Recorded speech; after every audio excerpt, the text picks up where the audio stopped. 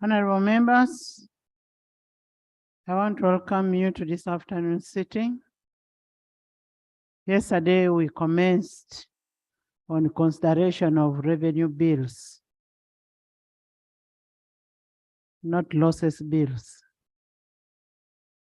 Today, we will continue with the consideration of these bills. And as you know, we are going towards appropriation. We need to have money that is going to fund the budget. And that's why we need to be very careful when we are passing these bills. We need to put a lot of our time to study which bill is which, but we should also be careful in introducing the bills midway. We cannot introduce a bill in the House. We should not even smuggle in some bills. We need to make sure that the bills that we are making should also not disadvantage the population out there. We need them to continue doing business and contribute to the economy.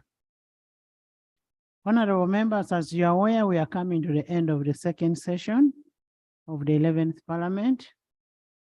As such, will require you to write an application for us to be able to constitute sectoral committees.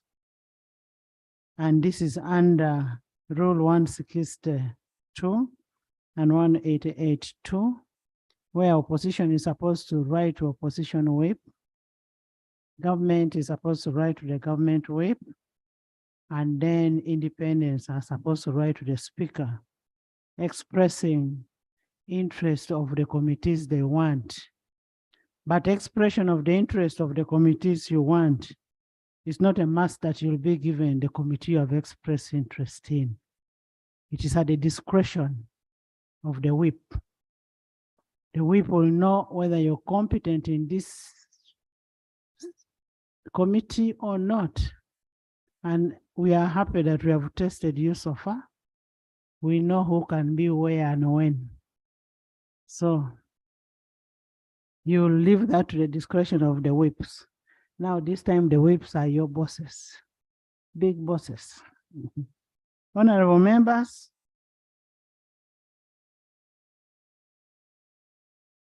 my attention has been drawn to the recent online campaign on health sector. We acknowledge that while government has done much, a lot still needs to be done on the health center. As leaders, we need to ensure that we have monies for the health sector. We need to ensure that the health workers are in hospitals doing work. I was very surprised with a report which came from my own district, where the medical team went there and the medical workers were not in the hospitals. So much as we struggle to do this, we also need to encourage our health workers to always be available for our people. And as Parliament, we'll try our best always to ensure that we have monies for the health workers, for the hospitals, for the medicines. And government, I want to urge you, the interns who have been out there for over a year, these interns need to be deployed. And you know very well that without deploying the interns, they cannot practice anywhere. They need to get a certificate of practice and internship for them to be able to do their own things. Maybe they will even do their personal things, but they need to have a certificate. So you need to ensure that you make a follow-up on the issue of the interns and ensure that the health sector is fully catered for. And lastly, we are members. The students have come back home. It still takes us to the issue of parenting. As leaders, we must encourage our people, talk to our people on the aspect of parenting. Now, most parents, when the students come, they leave the students to be everywhere and anywhere. So it is a responsibility of our people to do a good parenting for our children. And in the process, we'll have a good population. Yesterday, we passed a dangerous bill here, which is not good for our children. So we will need to make sure our children are catered for. Today is a World Press Day. We want to wish our friends there good luck in whatever they are doing in the press for the state. Honorable Senyonyi is also here. You're represented ably by Honorable Senyonyi and Honorable Semuju. We want to wish you people very well in whatever you're doing. We want to wish you well, but we also want to urge the private sector that much as these people work for you, you should be able to always pay them in time. I have got a lot of complaints from most of the people who work for radios, TVs, and that kind of thing. They've spent over a year without being paid. So the private sector should be able to ensure that they are paid in time. They have families, they have homes, they have children that they cater for. So these people need to be paid for them to work effectively and do better reporting. In most cases, they don't do good reporting because they end up being compromised.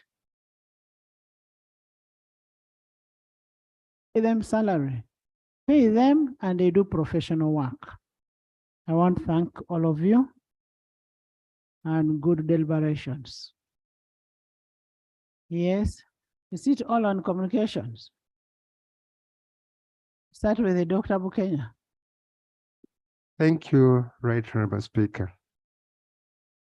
Right Honorable Speaker, in your communication, you talked about the interns, and I'm also aware that you instructed the Committee on Health to work on the interns petition. Madam Chair, Right Honorable Speaker, the detail they haven't given you, that we have over 2,000 interns who are undeployed. Some have been on Katebe for over a year. And these are medical students or doctors who have finished medical school transitioning to full practitioners. I'd like to request through your chair that you give a time for the committee to give us a report because you didn't tell them when to report.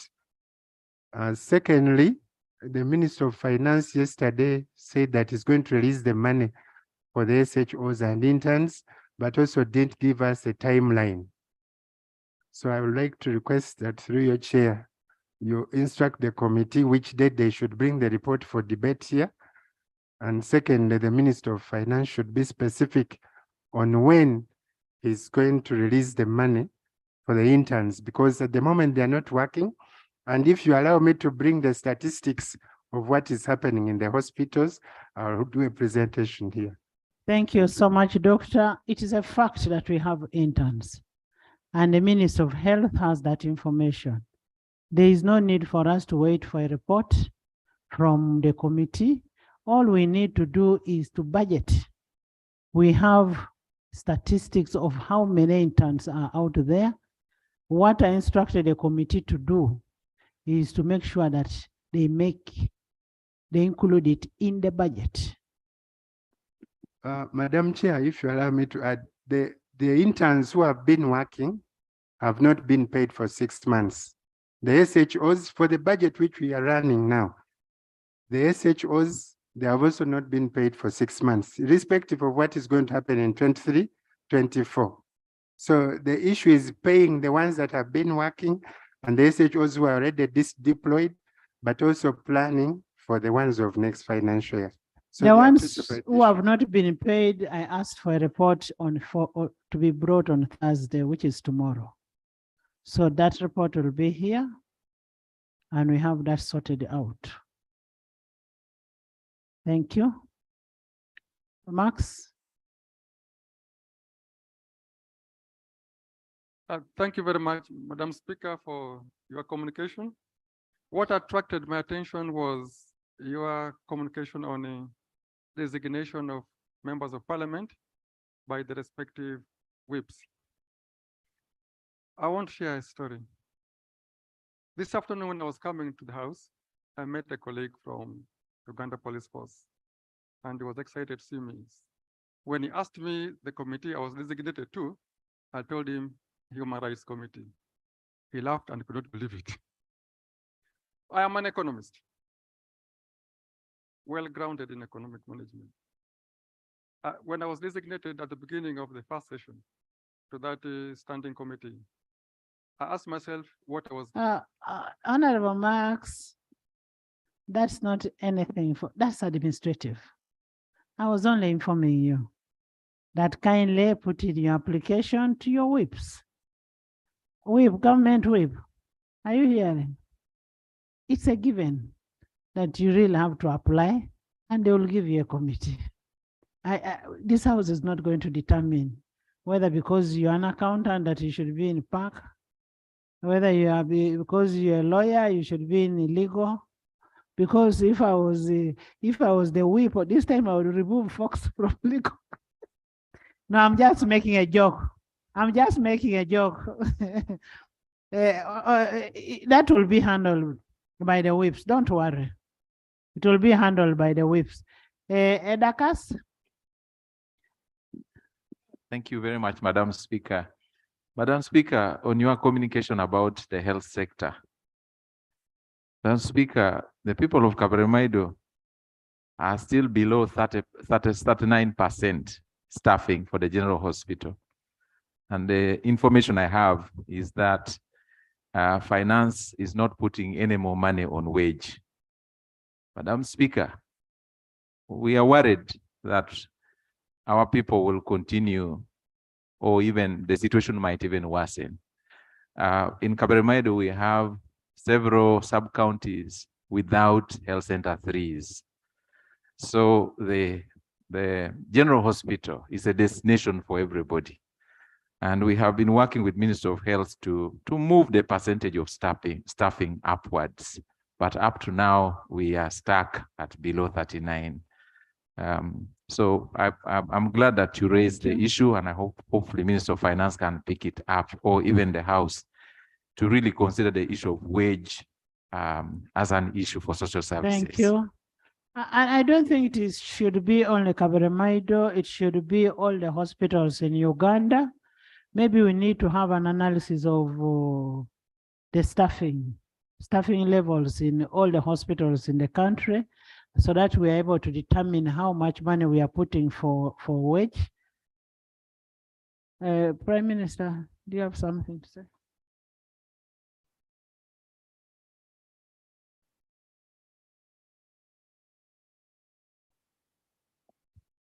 Excellence,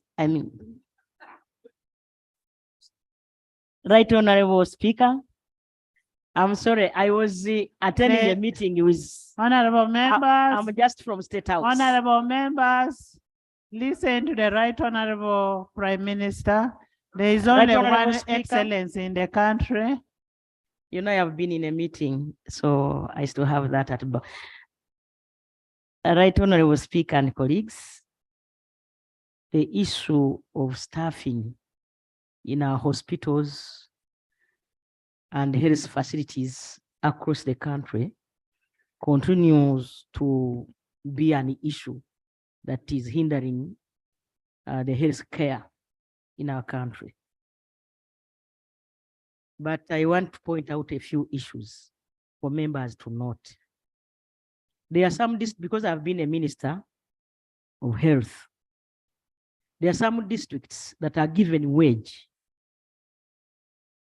And once they are given wage, they return the money. Why? Because some people have their children who are still training, maybe in universities. So we have had that back and forth. Hope Kabaremaido has not returned any money for wage. Because once we upgraded some health centers, we also budgeted for wage through this parliament. So I'm wondering why Kabera Maido is 39 when the national coverage is above. There could be an issue, which I wanted through you, Right Honorable Speaker, to investigate. And I request the Honorable Member to team up with me so we can know the root cause. Because Bukedia may be different. Kakumiro, as I speak now, is almost 60 or 62%. Why is Kabera Maido still low? Why are other districts still low? So we need to investigate and find out. Because those other issues are because of the district service commissions we have in our districts. Thank you so much. Yes, Thank you, Right Honorable Speaker. The clarification I would like to get from the Right Honorable Prime Minister is I represent the people of Lower Madi County and Madiokolo District. In our wage bill for recruitment of health workers and the entire staff, we had, as I talk, about 1.8 billion unspent. And we came to the PSST as a district through Public Service Commission, and we worked on the figures for recruitment this very time. That figure was reduced to 1.48. From the advice given by the PSST, when Public Service had allowed Madiokolo District to do the recruitment, the PSST said no. For now, no recruitment of public officers shall be done. Neither will it happen in the coming financial year. For Madiokolo, the health sector, the number of staffing is below 35%. At least Kabera Maido has 38%. At least Kakumiro has 68%. The issue of staffing cuts across this country. And Madam Speaker, through your office, I would appeal that government should remove that ban for recruiting public service next financial year. If not, services to this country, to the people we represent, is going to be highly affected across, from health sector to education to everywhere. If that ban as parliament, we cannot say we need recruitment of public servants in our districts, it's going to be a task for us. I submit. That clarification of national importance.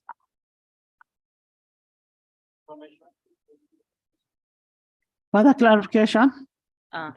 Thank you so much, Madam Speaker. Madam Speaker, the similar situation is happening in Wakiso as far as Entebbe Regional Hospital is concerned. It was upgraded in 2019 from a district hospital to a regional hospital, and today it's serving 6 districts, including even international patients. As we talk today, because I was monitoring the district with, I was monitoring the district with, sorry, I beg your pardon. I was monitoring the hospital with district officials last month. The administrator informed us of the problems, and among them is that 28% of the staffing level. And this is what I got from them. If need be, it can further be investigated, but it's on paper. So, honorable members, when we talk about the national average of the health center, the coverage, we look at the coverage and which would indeed maybe be higher. We can say the national average is at 70% for the whole country. But when you make individual analysis, you'll find Kampala is at 80, Madiokolo is at 10, Edakasi's place is at 15. So that's where it brings in a problem. But when you look at it, you aggregate it, it becomes a national average, which goes high. So I think we need to look at district by district, look at the whole country in totality for us to be able to appreciate what is happening. And let's look at the cost-benefit analysis. The issue of recruitment, banning recruitment vis-a-vis people's lives. Whom are we keeping that money for? We need to have these people treated. We need to have medical workers in place, and we move on. Yes, Zombo. Thank you very much, Right Honorable Speaker. I'm Okumu Gabriel, Member of Parliament for Koro County in Zombo District. I would like to thank you for your communication. But as a parent, I was touched when you said we are facing difficult times and that the children are coming back from school. I would like to add my voice to yours that as parents, we should try to instill morals into our children. We should try at least to give time and take children to church. We should try and engage the children in sports. And above all, the children who are coming back home should at least be supportive to the parents. I think in both ways, both parties will actually benefit. Thank you. Thank you very much. Thank you. Some parents even call you uncles because you leave when they are sleeping, you go back when they are sleeping. So they say uncle was here. Yes, natural resources. Thank you, Right Honorable Speaker. Right Honorable, I'm still also raising clarification to the Right Honorable Prime Minister regarding this ban on recruitment. If there is... We have made a ruling to that effect, that the ban should not be there. Let's make analysis and see what is the issue. Right Honorable, if you could just give me, the point I'm talking about is really in respect to those doctors who sacrificed during COVID.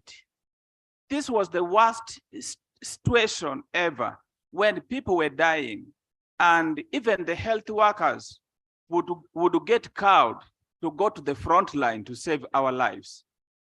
Up to now, even when cabinet passed a resolution to recruit those doctors who sacrificed during COVID, nothing has been done. So really, this is the gravest disservice that are being done to the doctors of this country to sacrifice your life, and yet you cannot be given a permanent employment. The doctors are floating. And most importantly, Right Honorable Speaker, now universities are channeling out over 6,000 doctors, and yet we lack doctors in all our health facilities. So Right Honorable, really, the faster government comes up with a clear recruitment plan for the health sector, the better for our country. I beg to serve, Right Honorable. Honorable Kera. Thank you, Right Honorable Speaker. You talked about medicines in the hospital. I want to implore the government, when it is dispatching medicine to our general hospitals, it normally sends us messages of NMS that we have dropped the medicine. But I want to suggest that before dropping the medicine, they should give us information such that probably we are there and we totally be witnesses to this dispatching. Then we will know that this amount is enough or not enough. So it will help us in the monitoring of these medicines in our hospital. I submit.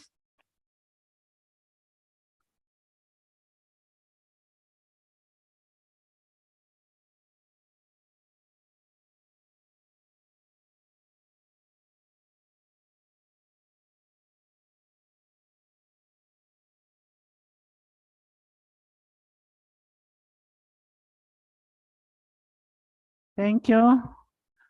Joyce. Honorable Chut. Thank you, Right Honorable Speaker. Mine is about your communication regarding the plight of journalists in Uganda, and to say that private media owners should be compelled to pay these journalists, because you cannot ask for integrity from journalists that you have not paid. I, as the Shadow Minister for Information, have received a petition from employees of CTV. Over 60 employees have not been paid for more than a year. They were last paid in February last year, and the owner of CTV, I think Brutus, has sold CTV to a pastor without paying them. And I think these private business owners should be compelled to pay the journalists who work for them. But also, Right Honorable Speaker, in regards to the human rights violations of journalists, you find that journalists are abused on duty. Just recently, you all watched during the demonstration of medical interns, when journalists were from NBS television, Thomas Chitimbo and Isano, they are both photographers, were pepper sprayed, and the officer was very much identified, and we have not seen anything done to these officers. We would like to appeal to the Internal Affairs Ministry to take action against these officers and for these actions to be made public. Thank you. Honorable members, aren't we finishing all the time on communication? The Prime Minister has another meeting. She has to make her presentation.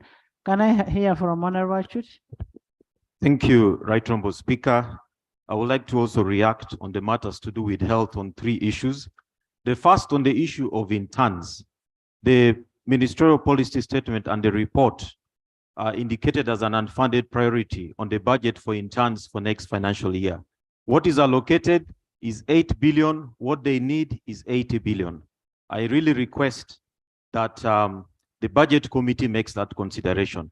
The second issue, Right Honorable Speaker, on the issue of HR recruitment, it's not only an issue about money, it's also an issue about the policy on recruitment. Last financial year, Mulago Hospital returned more than 2 billion shillings on human resource. And the reason why that is happening is that Health Service Commission needs about 9 months to recruit, but the funds are released in the 3rd quarter and the 4th quarter, and in the end, they cannot recruit and it goes back. So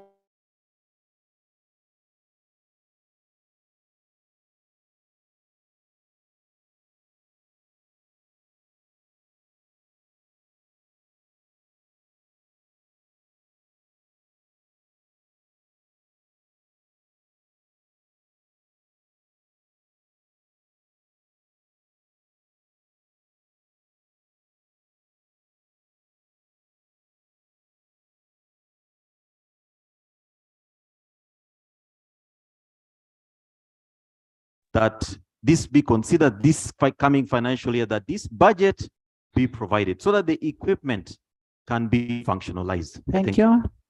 Honorable members with the matters of national importance will handle it tomorrow during Prime Minister's time.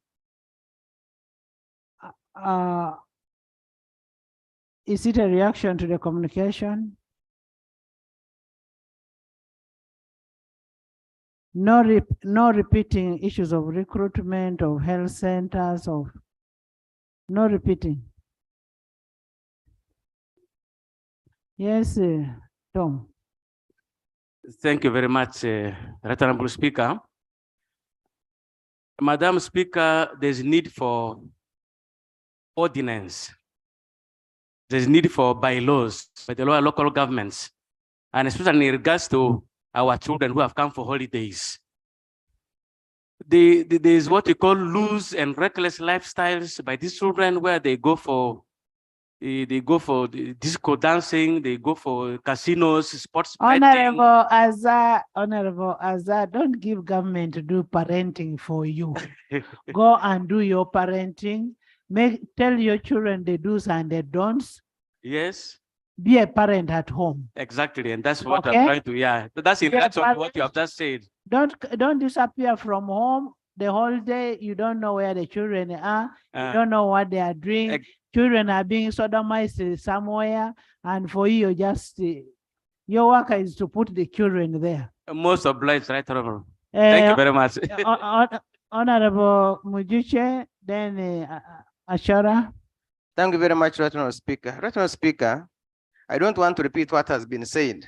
I want to emphasize.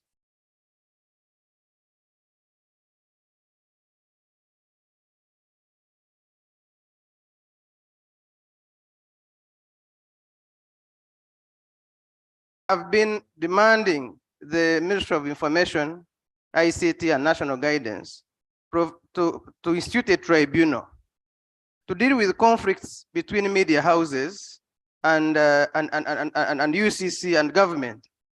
Without this tribunal, what we are talking about will not be actualized. So I would think that as a president on their day, the Media Freedom Day, the government can give this to them as a gift. And so we know that once there are conflicts, that will be sorted. Finally, on the issue of health, I come from Buhweju. Since October, we have not received medicines. Since October last year.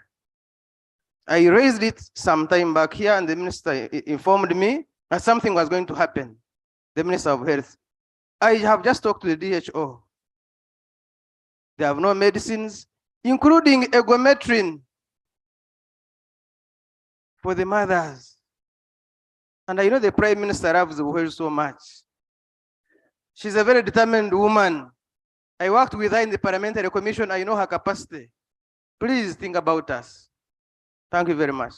Honorable Prime Minister, the medicine he's talking about is a very important medicine for women. And I know you're a mother. You believe in protecting women out there. Can you make a follow-up on delivery of medicine to all the hospitals in Uganda? You can start with Buhweju, but all hospitals in Uganda. Achora? Then Thank you so much, Right Honorable Speaker. I want to thank you for your communication, especially issues of absenteeism that you brought it out for the health workers in the government and private health centers. I want to bring to your attention and to attention of my colleagues, members of parliament of this country, that the Ministry of Health early this year, they made a resolution to all the nursing assistants of this country who work tirelessly to support the health service delivery, that they are supposed to lay down their tools by June this year. And Madam Speaker, well aware that we already have a low staffing level countrywide in health sectors and other sectors. They normally say that health is wealth. Now, when they lay down tools for the health assistants, the nursing assistants, who are the ones who does the donkey works besides the village health team? I don't know how the country is going to move right, because as we well know, that in the next financial year, there is no wage bill for recruitment in this country, whether in health sectors, whether in education and all the other departments. I am appealing through your office, Madam Speaker, to the Ministry of Health to put into consideration not to lay down tools of the nursing assistants unless these people work until their retirement age and then their service is disbanded. We will be very grateful. For example, in Lamour district, we have refugees, over 95 of South Sudanese, and every day we have more than 200 people who come to that district. And yet we even don't have a general hospital for that district. And we have very low staffing level in that district. What about the other district that I have not mentioned? We want to appeal to the government not to lay down tools of the nursing assistants. Let them continue working. Right, Honorable Prime Minister, I beg you, you are the leader of government business. Do something for the nursing assistants. Thank you so much. Thank you.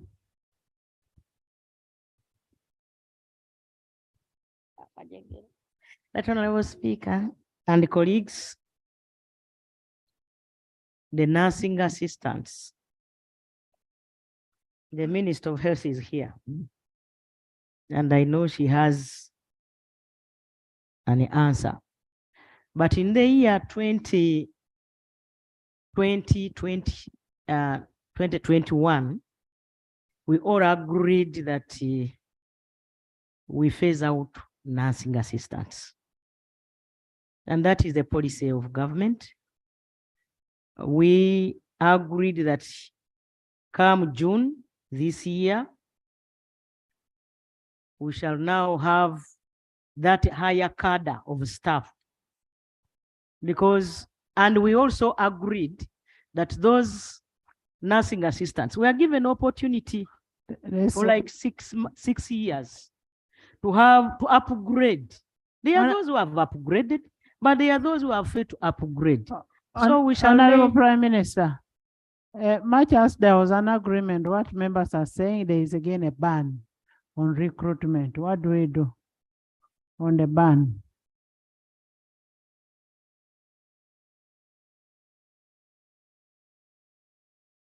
As you all know, our budget of 50 trillion. You know that our budget, almost 17 trillion, is servicing our loans. So we remain with almost 33 trillion. Out of 33 trillion, when you reduce wage.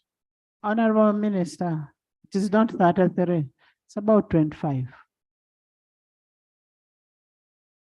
No, let Honorable Minister finish, but I was just making a correction, and we are in agreement. Yes. That much of the money goes for loan payment. So, colleagues, we all agreed here that we reduce on the appetite to borrow and only go for concessional loans. So we cannot use loans to pay our workers. The answer is we need to all of us mobilize and have more money. We mobilize and yes, clarification. Order, she is not on the floor. Thank you, Right Honorable Speaker. Right Honorable Speaker, what was agreed in this House that the training of nursing, what we agreed was the training should be stopped because it was kind of a confused course, which was not very clear. The stopping of the officers from offering services took all of us by surprise. This House did not agree that the serving officers be terminated without a plan. What was agreed in this House was the training be stopped and have a better training package for this country. So I want to seek clarification from the Right Honorable Prime Minister, whether indeed it is true that this House agreed that the officers be terminated without a clear plan of their phasing out. Because what has happened in our constituencies is that actually officers were laid even off and put off payroll without a way out of the services. So I would like to seek clarification from where this House actually agreed that people's services be terminated without a plan, without a way forward for them. Yes, I can take that information. Yes, thank you, Honorable Isa, for the information. The information I'd like to give you is that Right Honorable Prime Minister, aware that currently all health center tools are being aided by the nursing assistants all over the country, especially in my district, Amoro. Most of the in charges are nursing assistants. And right now, Right Honorable Prime Minister, aware that if you wipe off the nursing assistants, I am telling you the staffing levels in most of the districts shall go down completely. The idea. Thank you, Honorable Speaker. The problem, you're all disorganized. Now you all sit. Next item. Item 3. Statement by the Prime Minister on the brutal arrest of members of Parliament on Thursday, 27th April 2023. Honorable members, you all recall and you witness the brutal manner in which some members, our members of Parliament, were arrested by both uniformed and plain clothes security personnel. That was on 27 April 2023 near the main gate of Parliament. And my presumption is when you are within the premise of Parliament, you have all the immunity and all the safety. You should not be arrested in a brutal way like that. You can only do it outside the gate of Parliament. So I want, no, if somebody is a criminal, you can only, even a criminal, you can't arrest within Parliament like that.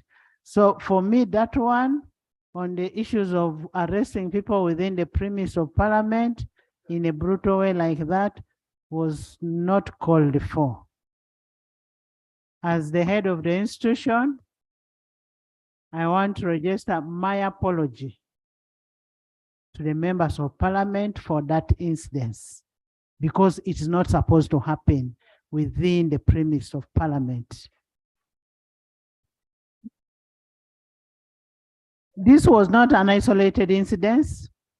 Over the last few weeks, we have witnessed systematic pattern of disruption of constituency activities of members of parliament, women members of parliament, especially opposition women members of parliament.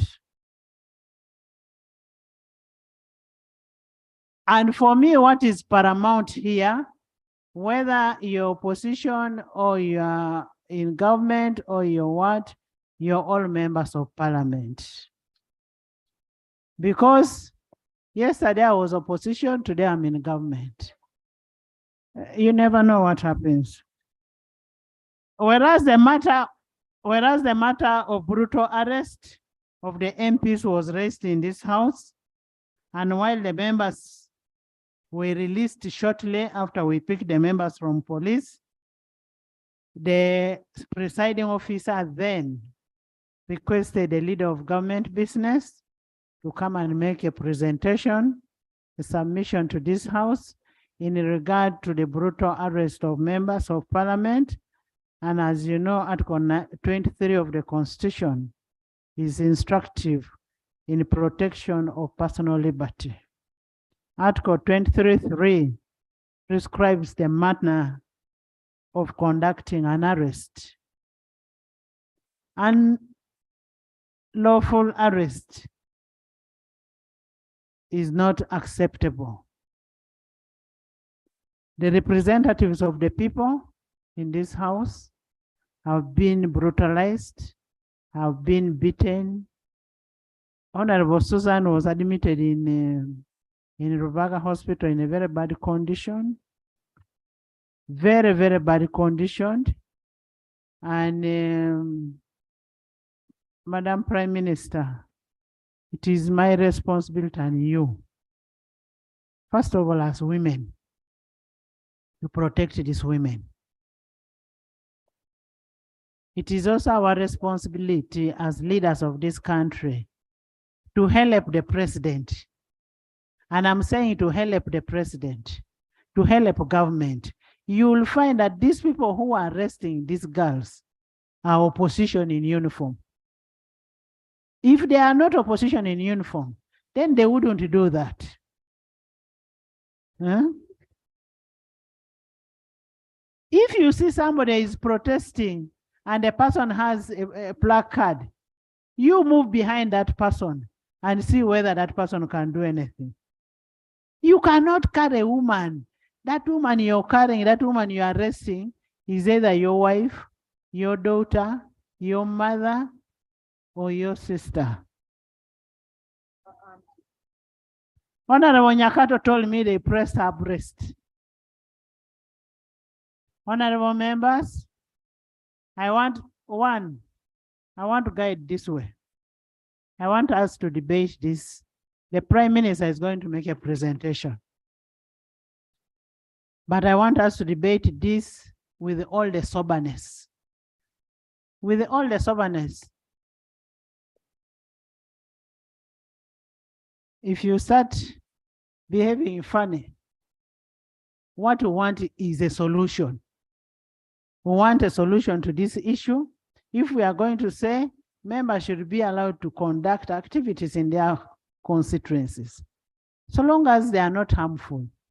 Holding a Women's Day, there's nobody who's going to go to Bukedea and say, I want to be a guest of honor. When I'm a woman member of parliament, never. That one, you must guard your space. Guard your space. Honorable Prime Minister, there is nobody, I know you, Majagere, you can even box somebody. I don't think you can even allow anybody to go to your constituency to be a chief guest. You stopped. Okay, very good. Now you're a very good girl. Please you're welcome. And we are going to have this according to Rule 52(1) of the Rules of Procedure. The minister will present, and our debate will not go beyond 1 hour. Okay?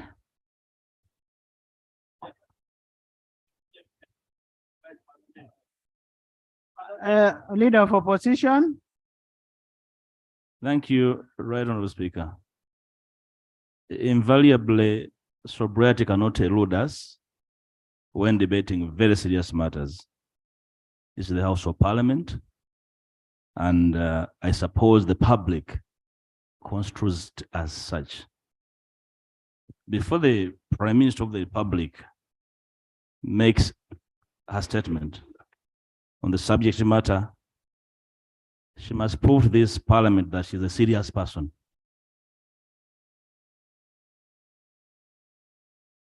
Right Honorable Speaker, Honorable, how I wish I could listen Honorable, to. Honorable Mpoga, Honorable Mpoga, there are some things we have agreed. I have said, let's not put personal feelings in this. By the time the Prime Minister comes, she called me, can you all keep quiet? By the time she comes to the house, she was in Chankwanzi. And I told her, you must come to the house. The issue is about the women. She's serious. She's a very serious person. Much obliged, Right Honorable Speaker. And I can see, Right Honorable Speaker, that the Prime Minister is visibly angry with my use of the word serious. And I will conceptualize it, Right Honorable Speaker. You just withdraw your statement, Honorable. I beg of you, Right Honorable Speaker, for us to have this thing go conclusive. I am going to withdraw as my last statement. Right Honorable Speaker, at the beginning of this session, with your indulgence, I played a video in this House of Parliament quoting the Prime Minister about a citizen that has disappeared for 3 years. Now you're destroying my women's debate. Oh, no, Speaker, allow me to make my statement. The Prime Minister was supposed, you ordered the Prime Minister. There is an order from the Prime Minister. As a woman, she needs respect like any other woman. There's even Right Honorable Speaker and colleagues. Honorable Prime Minister. Right Honorable Speaker and colleagues.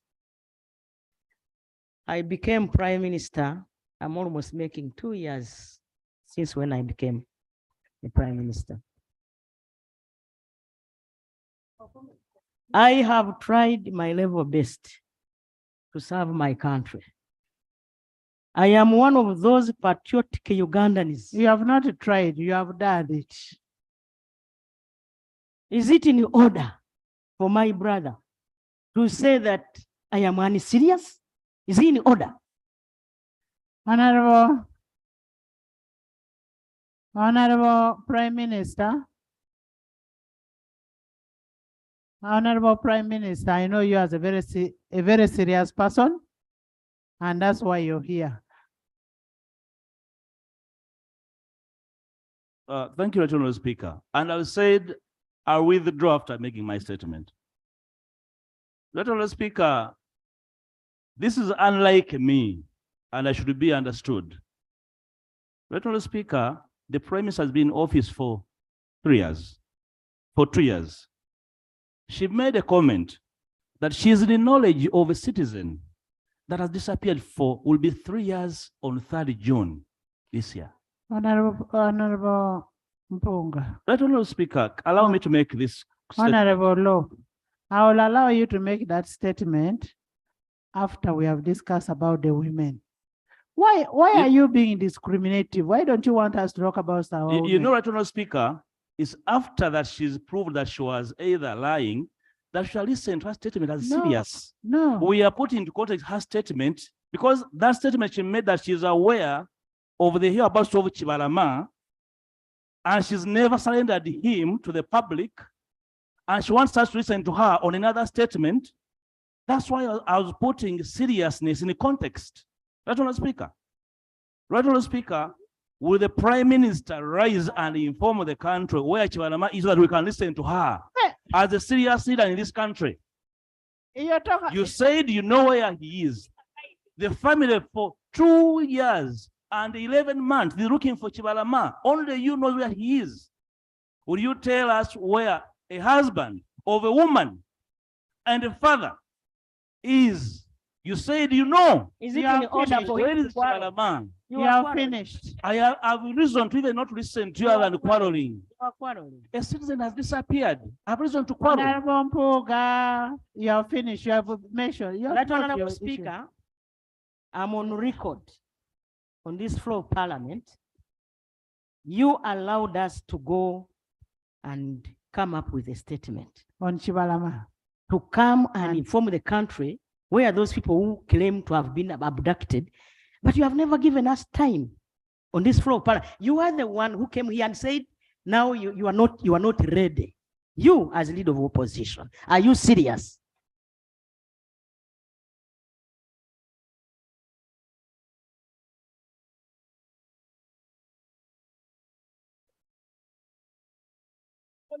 Honorable members, honorable members, Honorable Speaker. honorable members, I also want to say this. It is not true that I've not given you people time. Now, I am giving you time tomorrow. I am giving you time tomorrow to come and make a presentation on that. Stop shouting like your drunkards. Honorable members, let's have that statement tomorrow. For now, let's first look at the girls' statement. The statement on the girls, okay? But I have said, as I have said, let's debate all these things with the soberness. No. First remove that statement. Prime Minister is serious. Honorable Minister is serious. Prime Minister is serious. No. If she's not serious, you'll bring it up tomorrow. Right, Honorable Speaker. You know, I handle matters mildly and I give people time. When I raise my voice, I have no information to give Chibalama's wife. She has it for 2 years and 11 months. Do what I've said. And the Prime Minister is happy about it. So your seriousness for now is in perspective, right, Honorable Speaker? I withdraw to allow today's debate, and I hold her seriousness in context. Thank you. Honorable members, we shall have the report. We'll have the report on the Chibalamas and the team tomorrow on the floor. So don't expect Prime Minister's time tomorrow. She'll present that at that time. Is that okay? And when you bring your emotions, when the report is being presented, then I'll go to the next item. I want you to listen attentively. Where you want a clarification, ask respectively. We can disagree in this house, but we disagree respectively. You get it, eh? Don't lose your emotions because nobody wants them. Honorable Prime Minister.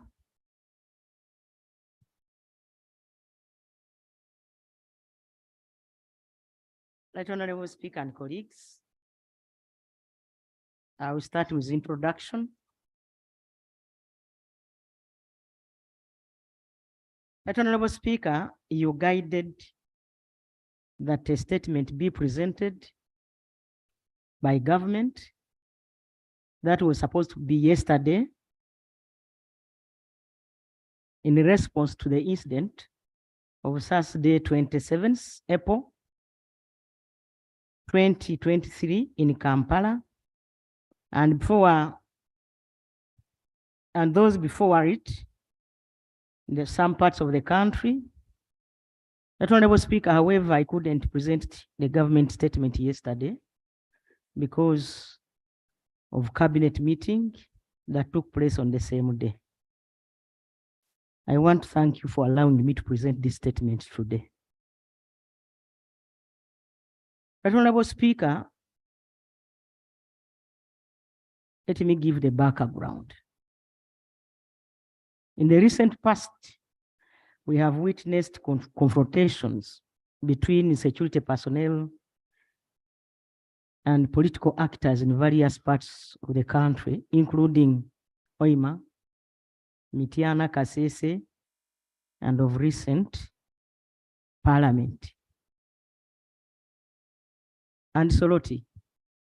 These confrontations resulted in the incident of 27th April in Kampala, which involved 11 members of Parliament and the police. That Honorable Speaker and honorable members, our country is governed by the rule of law. Our laws create rights as well as obligations for all people, including citizens, as well as the law and order enforcement officers. Following the incident of last Saturday, investigations into that event and all the previous ones were started to establish the circumstances under which they happened. These investigations will enable the government to gather evidence surrounding these incidents and take appropriate action. In addition, this will help ensure that such incidents don't happen again in the way they did, or in the unlikely event that they do happen, they are managed better by security. A summary of these incidents, which is limited to the extent that will not jeopardize investigations, is as follows. Kasese, the Forum for Democratic Change on 3rd April this year held a leaders meeting successfully at Bellevue Equator Guest House in Kasese. Before the meeting started, there was confusion as the organizers had not notified police about it, resulting in a standoff with the police authorities. However, upon notifying the police, the organizers of the meeting were immediately provided with security and the event took place smoothly. Soroti, on 14th April, Soroti City planned to hold Women's Day celebrations. However, due to limited resources and other unavoidable circumstances, the event was rescheduled to another date, yet to be confirmed. But Honorable Joan Alobo, the woman member of Parliament for Soroti City, reportedly continued to mobilize people for the function, in spite the resolution of the 13th April in a meeting by Soroti City authorities, which postponed the event. Honorable Joan reportedly declined to attend this meeting.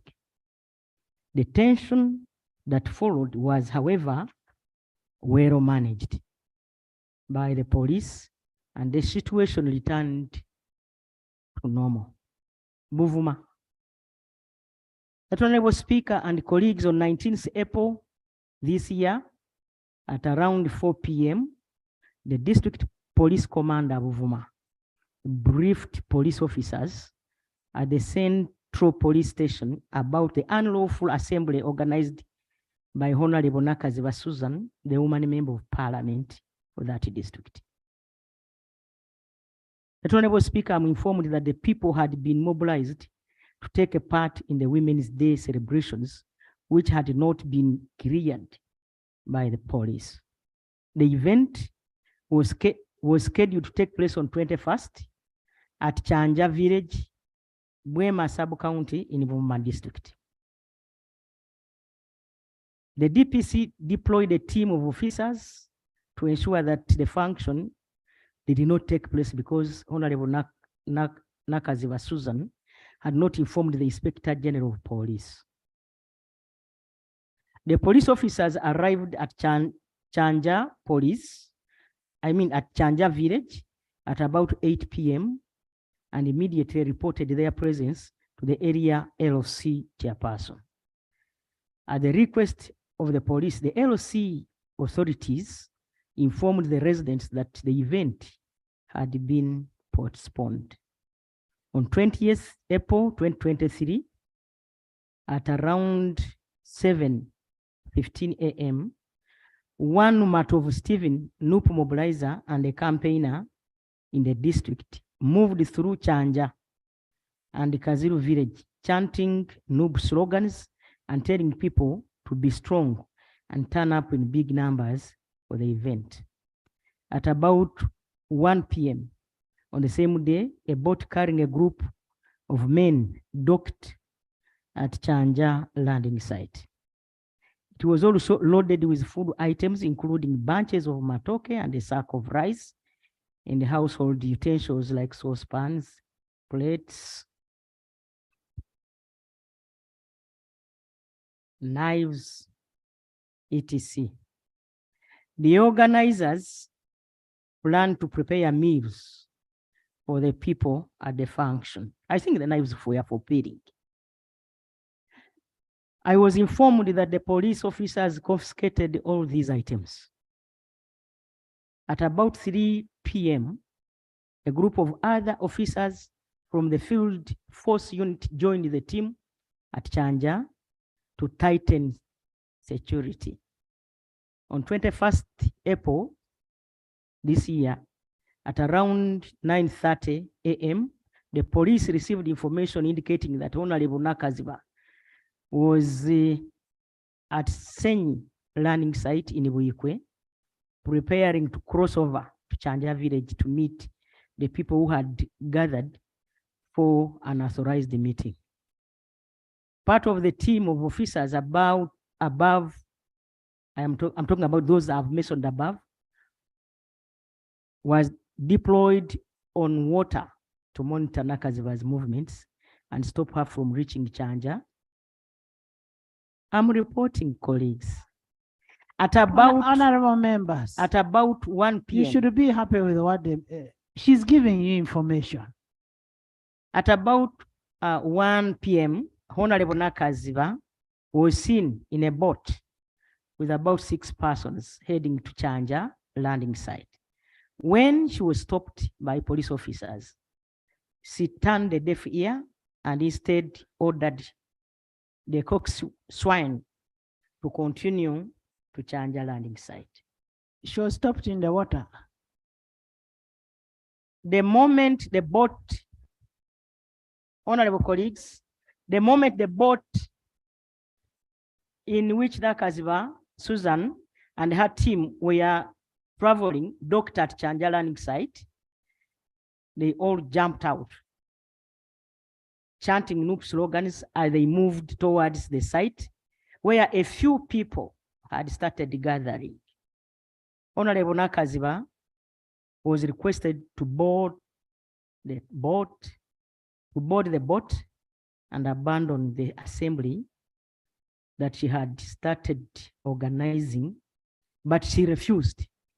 Instead, she continued encouraging people to gather and move towards the venue of the unauthorized meeting. This prompted officers to use tear gas to disperse the crowd, but Honorable Nakaziva continued advancing towards the venue. A team of officers stopped the people from moving forward, but Honorable Nakaziva and her team refused as they attempted to fight the officers. 6 of her team members were arrested, and these are Onyango Gad, Opondo Daniel, Matov Stephen, Karumba Ronald, Sentam Henry, and Ouma Gilbert. That's what I can report about Buvuma. On 30th, Mitiana, on 30th March this year, Mitiana district planned to hold Women's Day celebrations at Butayunja sub-county headquarters.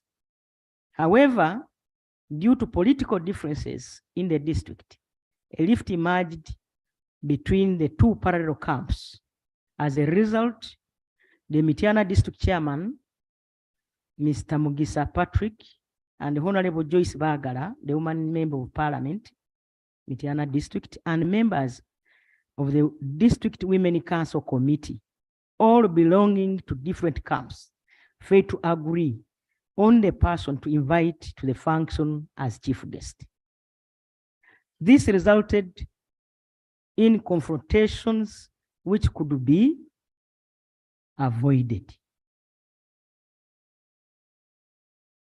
Kampala. On 27th April this year, at around 7:19 a.m., 11 women members of parliament attempted to march to the Ministry of Internal Affairs to deliver a petition to the minister.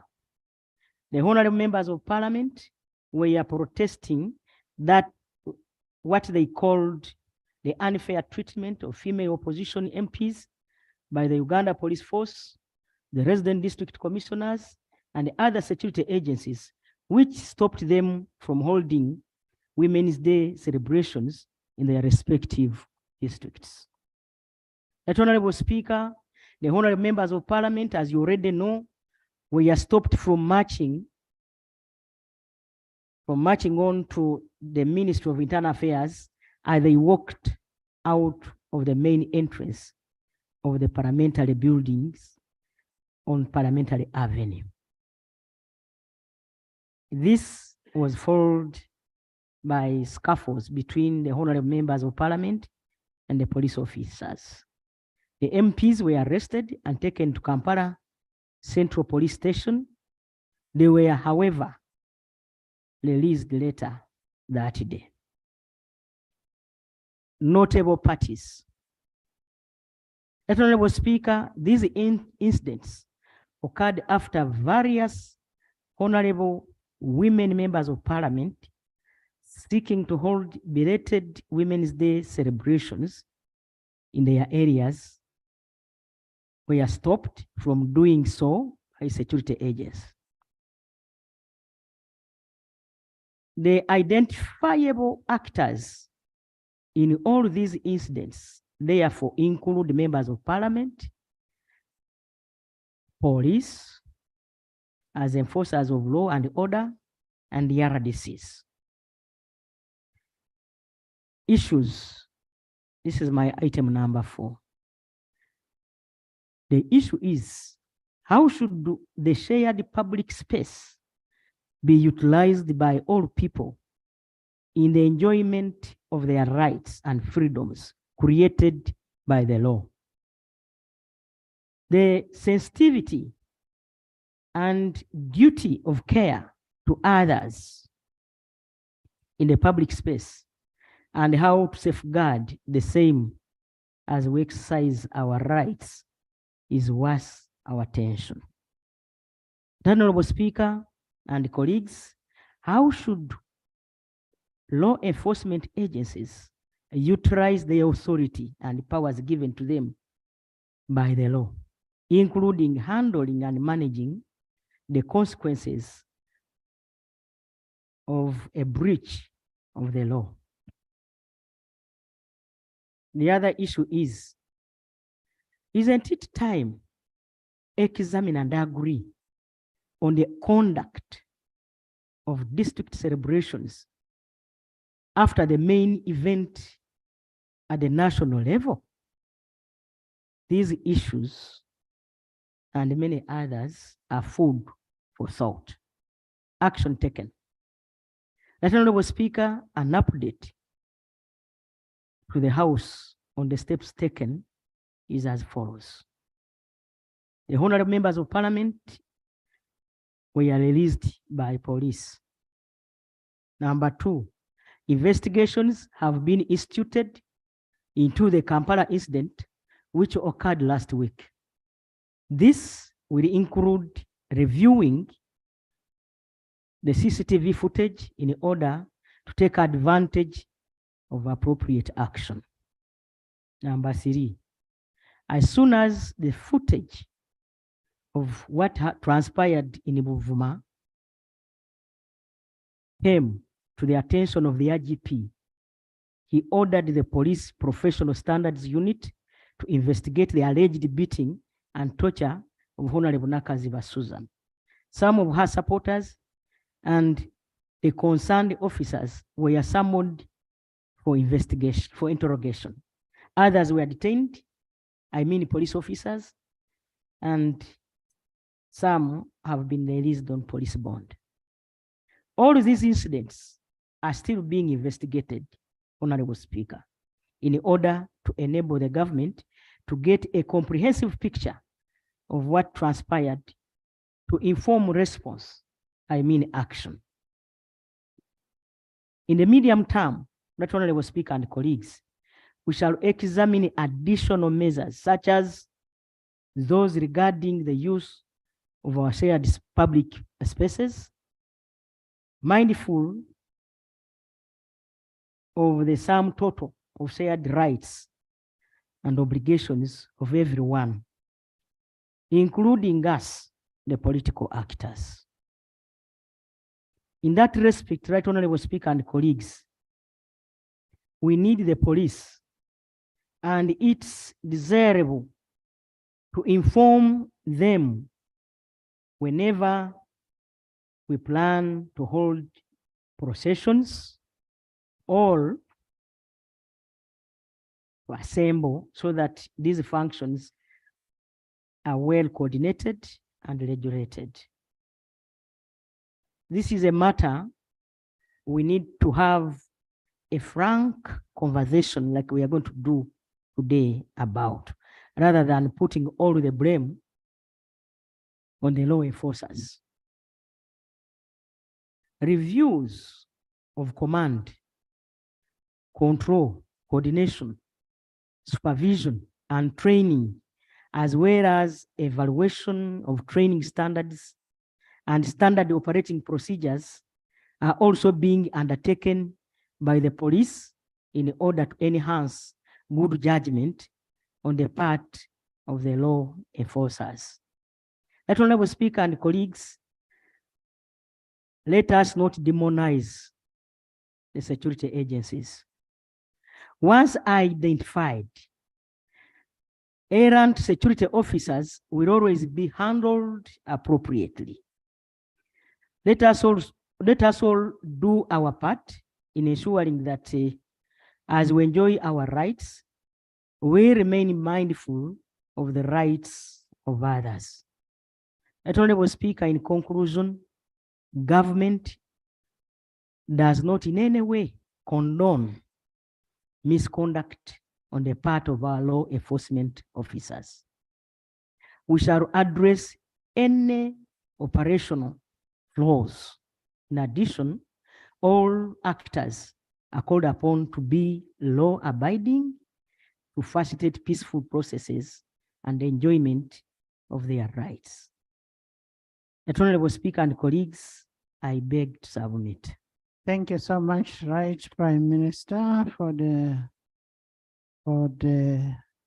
submission and for the response to what we asked.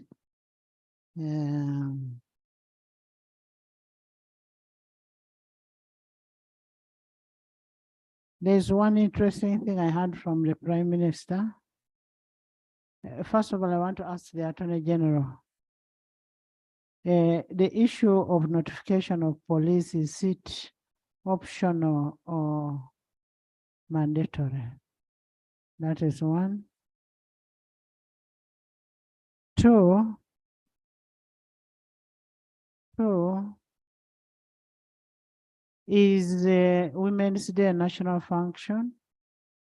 And if it is a national function, do you need to ask for permission for you to hold it? 3, if one needs to be cleared by police, under which law?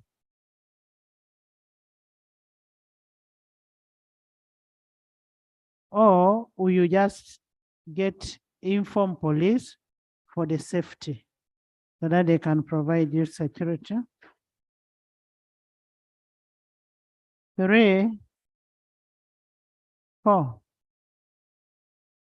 Where they say the Honorable Nakaswe was having an authorized meeting and moving from one place to the other.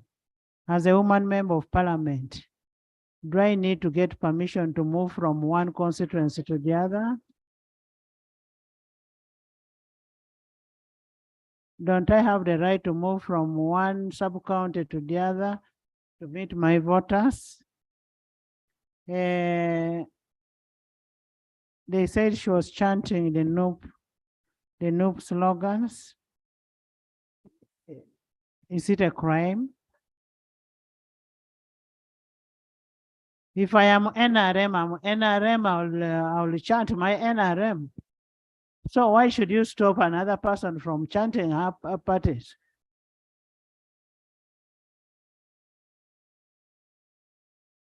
The other one is, on the issue of refusing, that she refused to she fought back the police officers. And now here where we are talking about the rights and freedom created by the law, the sensitivity and the duty of care to others in public space. We are talking about a public space that we must all share between the ruling government and opposition. But what is important here, Madam Prime Minister, when we see army men killing our own, we get scared. And I think this debate is coming timely, because when these things are happening, are we safe? Is anybody safe? So, AG, can you first give me a response to that? And then we go to the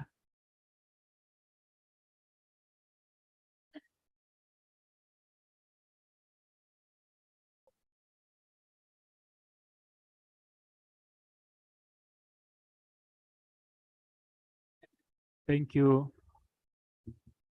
Thank you very much, Right Honorable Speaker. members listen to the Attorney General. I want just the legality. And if you hear the report of the Prime Minister, first of all, it is very apologetic that it happened. And she's not the one who did it. Eh? Thank you very much, Right Honorable Speaker. You've raised a number of issues.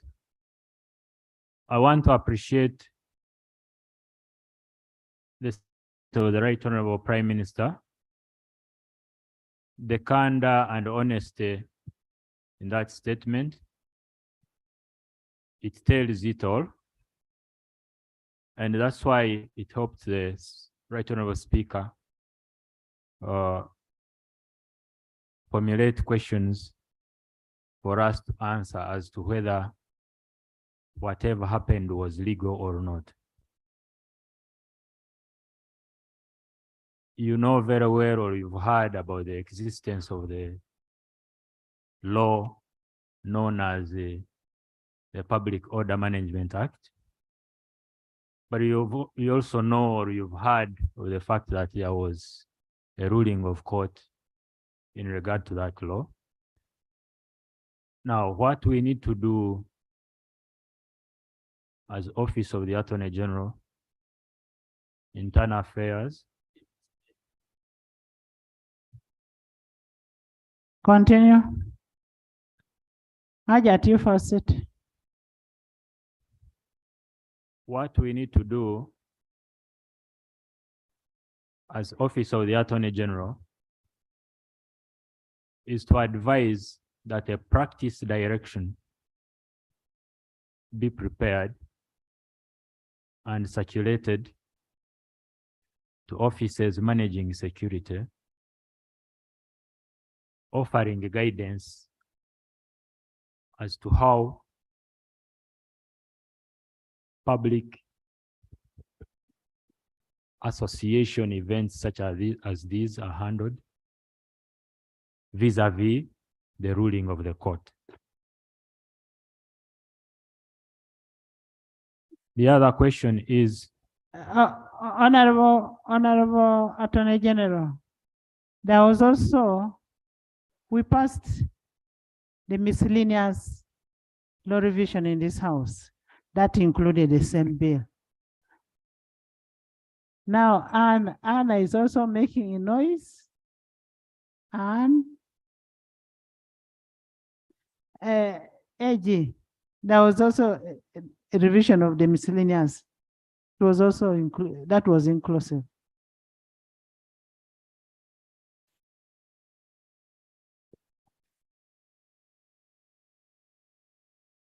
thank you, Right Honourable Speaker. That was an oversight. So what I'm trying to say is that we have laws in place, and that maybe what we need to do is to make them known to the powers that be, to make those laws, rules, and regulations known to those in charge of public order management, so that we avoid the skirmishes that we are having. Yes. Right Honourable, your other question was? You will ask the clarification. Let him finish. Is Women's Day a national day? It is a national day. It is an international day. International. And we celebrate it as a nation. Do women need to seek leave? Continue. Like I have said, the mistake that we have made is that we have not made it clear to people in charge that these days are international days. We celebrate them as a nation, and that whoever is bound to do so in his or her own constituency should be at liberty to do so in line with the law. Thank you. Thank you very much, Right Honourable Speaker. Thank you, Honorable Doug. Honorable members in the public gallery this afternoon, we have a delegation of officials from Root Africa, a USA non-profit organization.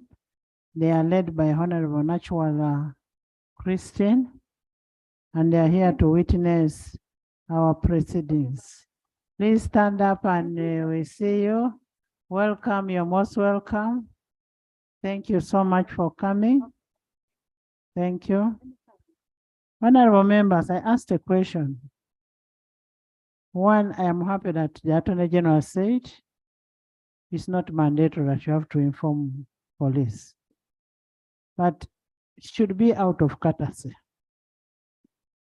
Should be out of courtesy equally. Now, I am going to give you an advice now as your own. Equally, it's very important for you as a leader when you're in an area to inform police. Just inform. You don't need permission. It is good practice. It is good practice for you to inform police that I'm going to have this function here. You're not asking for permission, but you're informing them. And you need to do that. Number two, when you see security wants to fight, You woman, don't fight back. Don't fight back. No self-defense. I am asking you kindly. If a general can be killed, what about you? Do you have the energy to fight? If somebody is attacking you, get back. I liked one person in that team, Ethel. When they were saying that they arrest, Ethel was the first person to enter in the vehicle.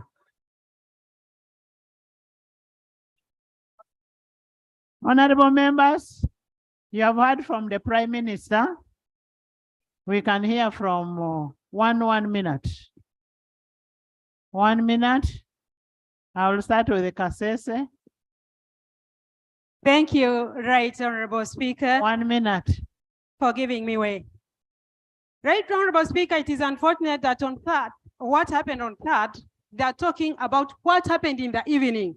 But before that, I had a graduation ceremony for the young mothers who had been skilled in tailoring, hairdressing, salon and hairdressing. I had gotten clearance from all security offices, beginning with the RDC, the DSO, the RPC, and the DPC. I want whoever says had clearance, you don't need clearance, but give me a copy of the notification you gave them. I'll do it. Give me a copy. I'll do it, Right Honorable. When we were mid the function, police came, surrounded the venue and closed the gate. They stopped people from accessing the venue. It was with the support of my fellow women MPs who had gone for the function who came to support me. And they did it when the guest of honor was getting close to the gate. That was Honorable Nandala Mafabi, accompanied by Honorable Semujunganda. Right Honorable Speaker, when they skip that, the fact that they dispersed the function, I really get worried. It was not only the function that, my function that had been disrupted.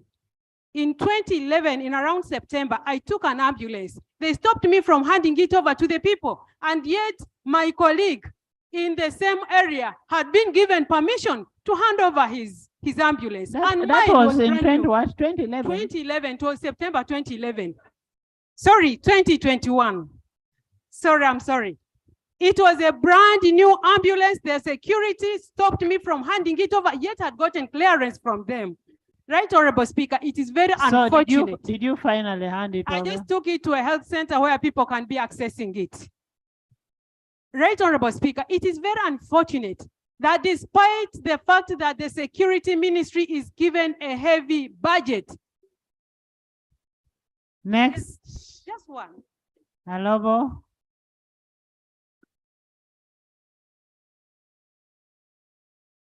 Thank you very much, Right Honorable Speaker. It's indeed saddening and disappointing that we have had such a report from the Prime Minister. All of you to speak. I want to thank. I'm going to dedicate this whole afternoon to this. Okay? After getting from the members who were affected, I will move to this side. Okay? Alobo. I want to thank you for standing with us, the women of Uganda. You're 1 in a million. As for Soroti, it's very disappointing, and I am very disappointed to hear the report our mother has given. How do you postpone a Women's Day by saying there is no money? Should we hear today that government did not send money to districts and only Soroti did not give us an account that only Soroti did not benefit from the 3 million that was sent to all districts? And this is not the first time I am being blocked. Joan, you're saying Soroti did not benefit. The reason Prime Minister said that the function was postponed because there was no money. No funds. The 3 million is sent to all the districts in Uganda. Yes. What the Prime Minister was saying that there was insufficient funds for hosting the function. That is the reason they gave. Thank you, That's Madam. what they gave. Thank you, Madam Speaker. The function was postponed with the report the RCC gave, that is Peter Peck's Park, on hearing that the chief guest of the day is Honorable Cecilia Ogwal. And he is on record saying he will never, as long as he's the RCC of Soroti City, he will never allow an opposition member to preside over a national function. So whom did he want? Whom did the RCC want if it is not Cecilia? The honorable members, the chief guest of all women's days are women members of parliament. It is a woman member of parliament to choose the person he wants. But stop delegating those functions. Be your women, be your chief guests. Those are that is politics. Thank you very much, Madam Speaker. Again, last year, around June, the same police denied me to enter the main market and paraded everywhere around the main market just because I'd gone to listen to my women who were complaining of the market saga. Couldn't you meet the women outside the market? Mommy wants to give us. Couldn't you meet the women outside the market? They are in the market. No. Joanne. That is a place for business for everybody. Let's be considerate. Yes, information from Bagala. Bagala.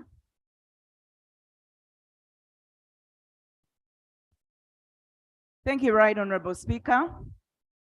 I don't know if I should appreciate the Prime Minister for the report or not. Please do. Well, I know the lady in you. Well, the lady, just for the sake, I appreciate the report. Hey. I will start with exactly Mitiana, and I'm glad from her report. It is just 2 paragraphs.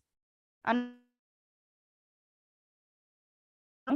the notifications to the police, I made a notification to the IGP and shared the same to the DPC, to the IGP, and to the district chairperson. I have all correspondences between the Mitiana District Executive and the RDC and the DPC. And I can see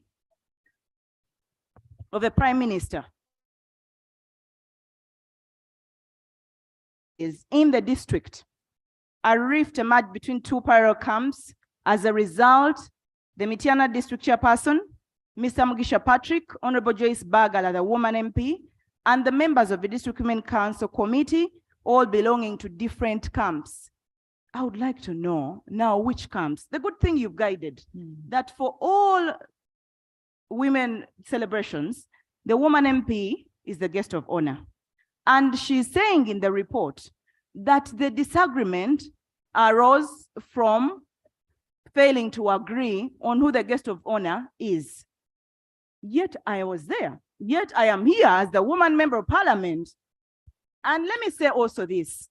In the district, in the Mitiana district, the district executive communicated the venue for the function to happen. However, the RDC, and that's why I'm very disappointed, because in the report, they mention here that the parties involved, the RDCs are there. And I didn't see anywhere, read anywhere, the Prime Minister talking about the RDCs, because in Mitiana, the RDC said he was deployed to ensure that Joyce Bagala is removed. I am thinking that if you want to remove Bagala, you wait for 2026, not now when I'm still a member of parliament. I will also add, because the Minister for Presidency is here, in the petition we wrote to you, Honorable Speaker, we requested that the Minister for Presidency comes here and explains the role of RDCs in this chaos. Because they say they are the leaders of those districts. In my own situation, the RDC went ahead, Africana, and said, you see, Oyebagala, I can put charges of treason against her and that will finish her. Wasn't Do it? you have evidence to that? Yes, I do. Can Yes, you I bring, do. Can you bring I the will bring it. evidence? I will bring it. Mm. And even the fact that she said that he was deployed to fight us, I have that evidence. In fact, the LC5 chairperson can come here, even phone recordings of the RDC saying all those things. I can bring it. Right, Honorable Speaker. After that, I would like to talk about the Honorable Susan situation, because I was going to that function when they told me what was happening. I see they write, yes, Kulumba Ronald. Like I told you before, in the case of the plight of journalists, now these are security agencies, operatives who are fighting politicians, but the journalists are also included. It was not only Kulumba, who is a journalist, but also UDAMCC of BBS television. They were first of all handcuffed and ordered to delete all the videos and pictures they had taken. And that is violation of the rights of the media. Why would someone, if you know that you're doing something right by beating a politician, by beating people, why don't you want to be highlighted? Because you're doing it and you think you're doing it under the law. Right, Honorable Speaker, there are people who are not mentioned. Abby, apart from Susan, her mother slept in detention, and I didn't hear the report talk about it. How can someone's mother, if I am a politician, why do you include my mother in my shenanigans? Because I am the politician. Even her sister was beaten and fondled, almost undressed. And I think it's very unfair, right, Honorable Speaker? It's very unfair. You do not include someone's parents in their politics, because was the mother of Susan organizing the function? No. What about her sister? Not at all. And where is that in the report? Nothing. Thank you, right, Honorable Speaker. Thank you. One thing I can also tell you again, don't bring Nabak over here. Did you see Nabak over there? I want also to tell you people, one, don't remain in Kampala, be involved in organizing those functions. As the women members of parliament. For me, if it is mine, I organize myself. That's one. Two, how does an RDC come into this?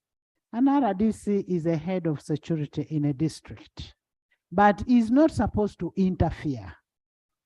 He does not choose for you who is going to be the chief guest. But why don't you get involved yourselves in organizing this organizing your functions? Are we together? You need to get involved in this thing. If you don't want to be chief guest, I'm going to make an order that I will be a chief guest in all the women members of parliament. You get it, eh? And where I feel that I cannot move, I will delegate. Or I will even delegate the prime minister, go. Huh? Okay, and Cecilia Ogwan. Can I, Kiboga? You want to talk? Are you a woman?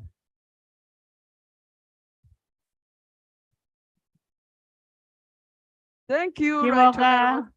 Thank you, Right Honorable Speaker, Kiboga. for the opportunity. Right Honorable Speaker, when you listen to the comments of these RDCs, it's as if there is an invisible hand. Chiboga is not included in the report. Christine, you first say what you want Christine to do. Stop whispering. There's a microphone. Thank you, Right Honorable Speaker. I think the safety of members in this house is paramount, and I'm afraid the Black Gomez Brigade are very intimidating. They're not even smiling. That they want you to they can smile at least, so we feel safe. They feel like they're going to attack us at any time. Eh? Christine, the man wanted to see your smile.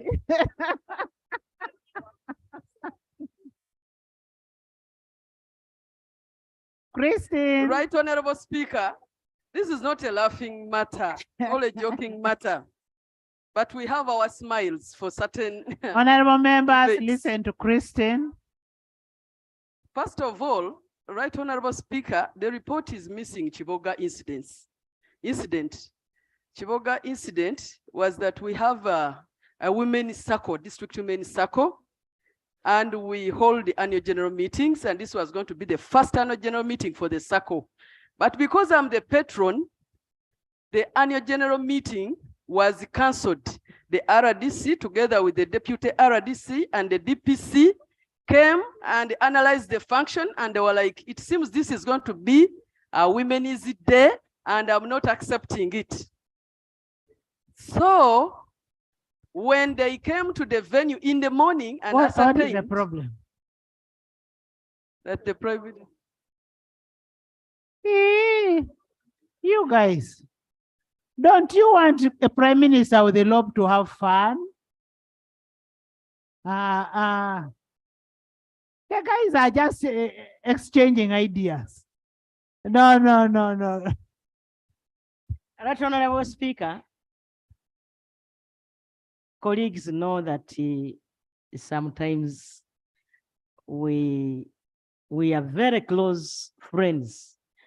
Yes, I am a close friend of Honorable Chief Whip, Opposition Whip, and Lop. We are very close, and sometimes we share.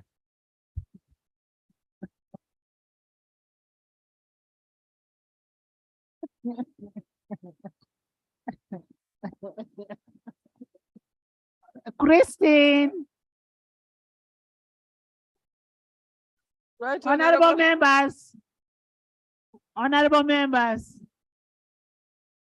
you know, as politicians, any disagreement in this house remains in this house. When you go outside the door there, hug each other, just share, feel free. We are one. Don't cut out disagreements from here to outside the gate. No. We are all one person. Christine. Thank you, Right Honorable Speaker. I was saying that not only Women's Days, but RDCs intervene in all functions planned by the women members of parliament. And actually, also the opposition members of parliament. So it's as if the RDC would somehow accept, and then he asks me to wait. She calls some people. Then she comes back with a report. No, they have refused me. So there is some invisible hand, which we needed the head of all RDCs to tell us here, as if they would get ashamed to let the functions continue, but they were under certain instructions. And then, Right Honorable Speaker, on those days, we had invited a lot of service providers to talk to some of these women, service providers in insurance, auditors of the circles, medics. We had paid for food and all those items. And for us in Chiboga, were only given 30 minutes for women to eat the food and run away from the venue. And because they had put their soldiers at the entrance of the venue, most of the women did not turn up because of the intimidation, and all those expenses are on us. So before we listen to any apology, we want to recover all the costs that we spent on those days. Thank you, Thank you, Right Christine. Honorable Speaker. Give us a bill of costs that was that you incurred, and we'll see who meets the cost. Hoima.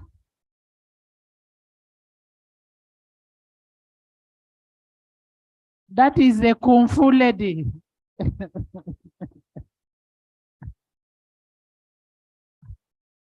Thank you very much, Right Honorable Speaker, and the Prime Minister for the statement. Right Honorable Speaker, what happened on Thursday last week was just a symptom of a problem that government is deliberately denying to address. Me personally, when it happened to my constituency, unfortunately, the Prime Minister has deliberately skipped Hoima City. What transpired on 28th March, I did raise a matter of urgent importance, and you gave me space here. I did not stop there. I wrote to the Minister of Presidency, the Minister of Internal Affairs. It is just today that they are giving a response. Madam Speaker, what is transpiring in our constituencies as far as the RDCs have become a real problem. Little would you know that these people are not. Madam Speaker, little will government know that these people are not working for government, but they're working for an invisible hand, as my colleagues have said. What happened to No, me? as I said before, that we might be having people dressed in our uniforms, but they're opposition.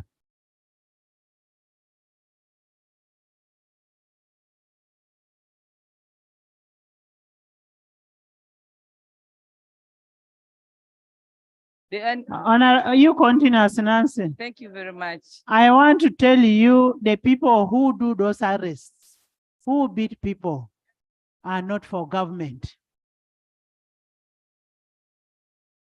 Thank you very much, Right Honorable Speaker. Those could be any RM rebels. Honorable members, the word opposition is just an English word that you need to interpret. I am not meaning they are NUP, DP, UPC, which they are opposition. Okay? They are opposition. Opposition can be anything else, not working with you. Yes, yes, Nancy, my girl. Thank you very much, Right Honorable Speaker. I want to thank you for coming to our rescue when they did brutally, unlawfully arrest us, but also box us. Right Honorable Speaker, these police officers who are coming to brutally arrest us, everywhere they would touch you, they would leave a bruise. They would leave a body injury. If I would open here, just for the respect.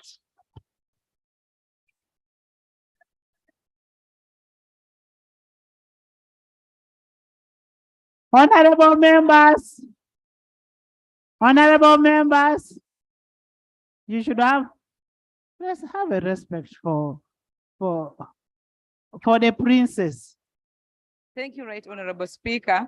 I will not undress for the colleagues to see what happened to us, but it was really brutal.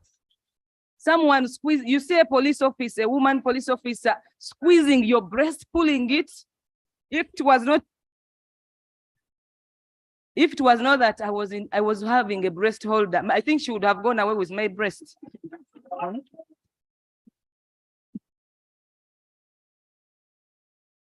Right Honorable Speaker and colleagues. Honorable members, let's listen to Honorable Nancy. Right Honorable Speaker and colleagues, the mode at which the lady pulled my hair to an extent that I saw it in her hands forced me to box back, to defend myself, to be like what these women had come for was not really human. Honorable colleagues and Right Honorable Speaker, we continue to condemn the brutal arrests by some of the police officers who are in uniform. Some of them, of course, come when they're in civilian way, as you cannot know whether they are terrorism police officers, whether they have come to arrest terrorists. Why, Madam Speaker? If government doesn't come out and they address this problem, a problem which is leading to women members of parliament, you put on a Gomez, you go to a street so that there is something suffocating us. But instead, a prime minister who is a woman, who is a mother, who is a daughter, comes here and really make a statement which at certain point is full of lies. Most of you saw how our colleague, Lady Honorable Vuma, was mistreated. These things don't need to go for a whole government to go and investigate. You see, people were touching the sides, the other ones were holding, tearing for us, the buttons on the Gomez's were off. A prime minister. Don't open for us. So that is we have had your issues, Senansi. I beg to submit, Right Honorable Speaker. Thank you so much, Honorable Senansi. But much as we act on self-defense, I want you to avoid that on armed people. Let's avoid it on armed people. Please.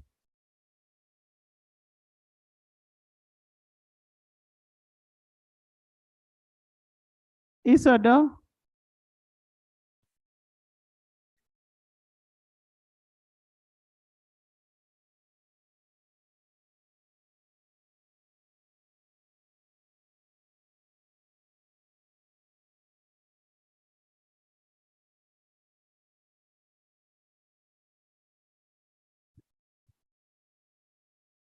Thank you very much, Right Honorable Speaker.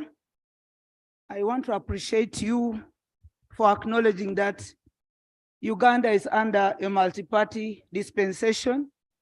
When you actually alluded that if you're NRM, you chant NRM slogans. And if you're FDC like me, I cannot chant another party's slogan. That was when you alluded to Buvuma Island.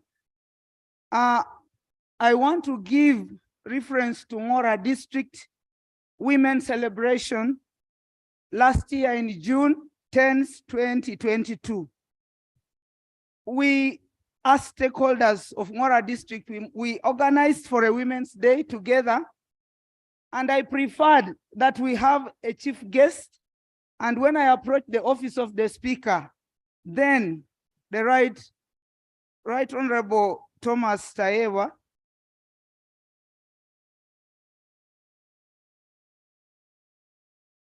Honorable Sarah Mateke as the chief guest. And she was the first person to tell me that the Women's Day in Ngora has been canceled at night, 9 p.m. I had already booked 2 buses from Parliament, and members of Parliament were ready to come to Ngora. And I'm here to lay the expense for last year.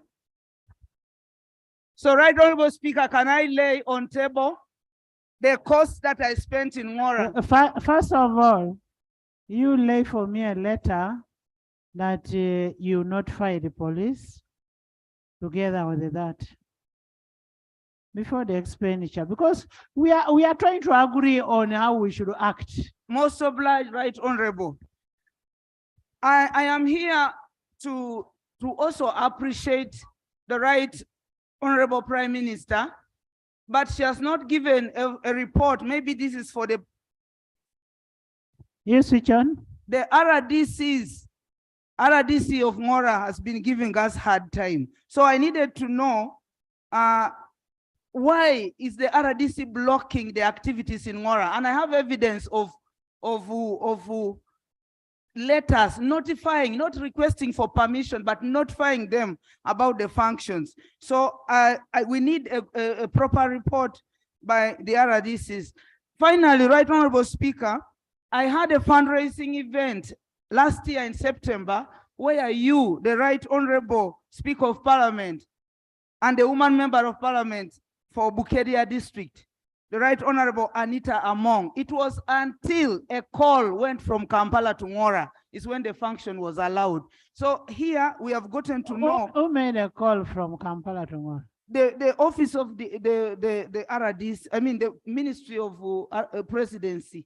So after that call is... You mean they were not going to allow even when I was there? Right Honorable, they had blocked it. So I'm here to attest to this. And we want to know why we have been given all this embarrassment in our own districts. Thank you, Right Honorable Speaker. I beg to submit. Ethan.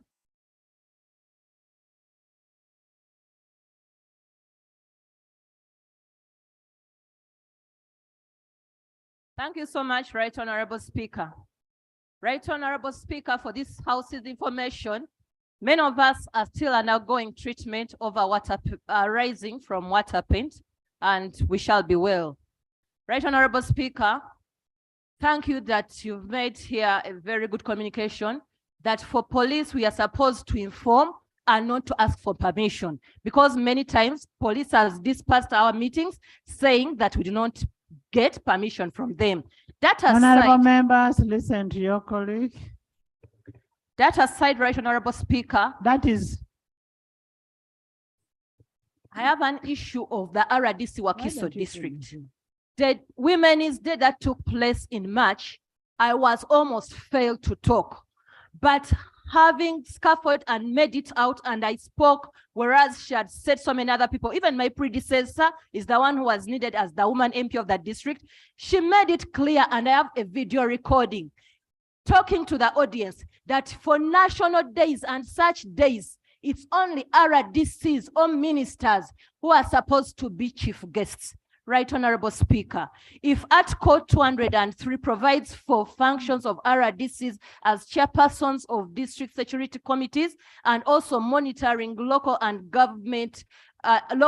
central government services within the district, how comes now RDCs have taken over even work of local government leaders and the preparations and everything? Can we know where they are getting their powers?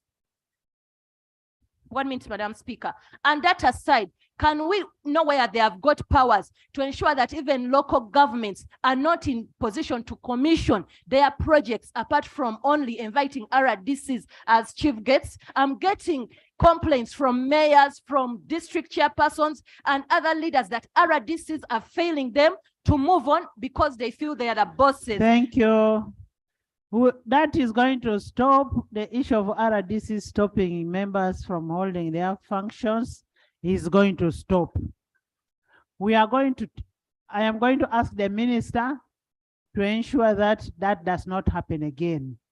All they need to do is ensure that there's security to protect the people, not stopping the people from doing what they are doing. Ginger.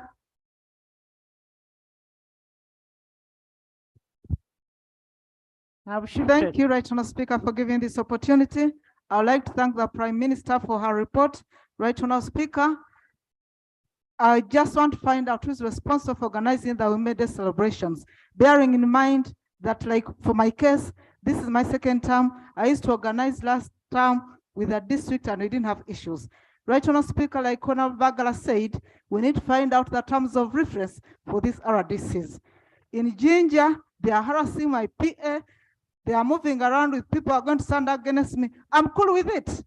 Let them promote their candidates, their wives, their side chicks. What I'm not comfortable with, Right Honourable Speaker, is when they tap their chests that they will not allow me to organize the Women's Day celebrations. When we keep quiet, Right Honourable Speaker, it's not because we are dense or stupid. We are human and we want them to behave likewise. But we have the mandate. Right Honourable Speaker, we have the mandate of the people. We will send them, I will send them out of Ginger if nothing's done. Thank you. Honourable members, now I'm withdrawing my earlier statement. I had said it was a harassment on opposition girls. Now it is all over. Can I hear from Arua? Thank you, Right Honourable Speaker. First of all, allow me to thank you for having rescued our honourable colleagues at the time when they were arrested. Secondly, I want to condemn brutality. Right Honourable Speaker, on the instance of Susan, I was there personally. I only survived the tear gas because they undermined my size. On that day, what happened in Buvuma? Personally, I was there. Whatever report the Prime Minister has given here, the police have misinformed her. Because on that day, when I went to support my colleague on the other side, I was in Chin, the landing site. And even the DPC came and took my full address. They wanted me to identify myself, and of which I did. And then secondly, shortly after that, they were asking for Honorable Susan. And then I didn't know that they were looking for her actually. For me, I've never been in Buvuma. That was my first time of going the other side. So shortly, Susan jumped in my car. Actually, she was hiding the boot of my car. The army started running after her, even the police, and we had to run away from that place. We tolerated I don't know which this is that, Right Honourable Speaker. We went to another, no, it's not Buvuma. We had not crossed yet. Even the speedboat we were supposed to use was confiscated, Right Honourable Speaker. Whatever happened to Susan, I saw with my own eyes. Nobody told me, and I condemn what happened. Because personally, we went to somebody's home. We don't know the lady in Buikwe. We even ended up undressing ourselves and wearing somebody else's clothes. So it's that serious. And reaching on the other side, we found the officers on. Switch on. Reaching the other side, we found the officers waiting for us on water. And for me, I refused now this time. I told Honorable Susan, I have a phobia for water. So it was Honorable Susan and Honorable Marjorie who stepped in the boat to go the other side. Right, Honorable Speaker, it was a very nasty, very nasty experience. And even any person, any leader or any Uganda should not be in that situation. We have members of parliament who are mandated to carry out their roles. They are not even stopped, even Arua City too as well. The RDCs, if members are complaining, they have become a headache. And in Susan's case, the RDC actually has the interest to contest in Ibovuma. That is what is happening. So they have become a headache, right, Honorable Speaker? I think you should look into that. And if they are sent to disorganize that, Speaker, I think as our leader, right, Honorable Speaker, we have faith in you. Please, something must be done. On that day, I tried calling you, but unfortunately, the number was engaged, so busy. And that is how I ended up even running like mad dogs on streets. So indeed, I condemn, right, Honorable Speaker. And those officers must be apprehended for what they did, because it's not a nice thing. Thank you. For Arua, right, Honorable Speaker, we may not hold guns, but if it was given an opportunity that we could exchange, and they are not in uniform, you can trust me. For us, we are trained in that one, right, Honorable Speaker.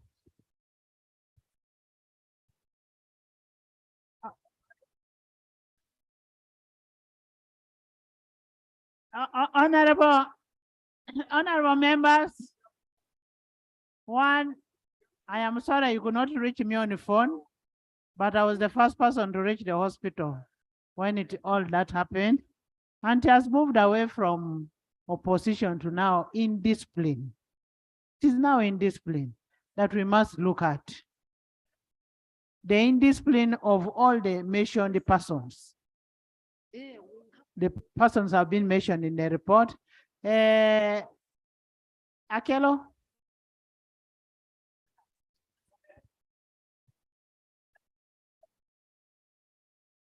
Akelo?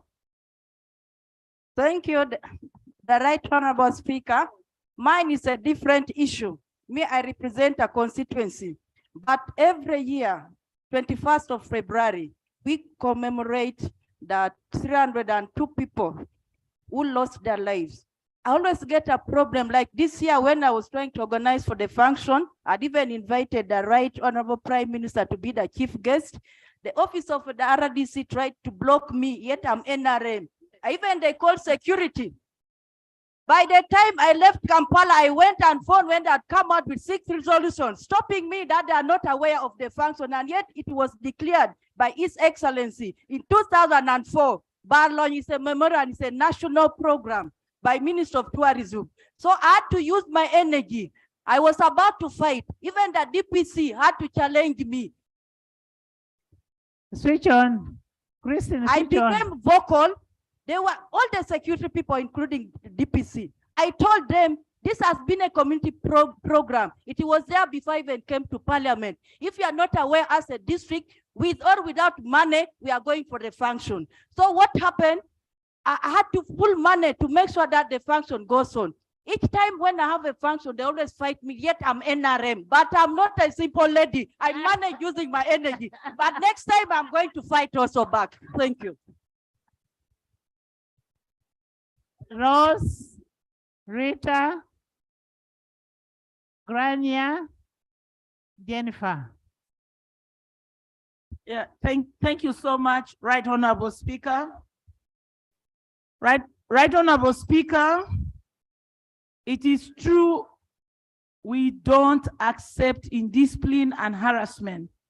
Right Honorable Speaker, the 3 million that was given for Women's Day in Terego arrived as 1 million. Up to today, you don't know where the money is.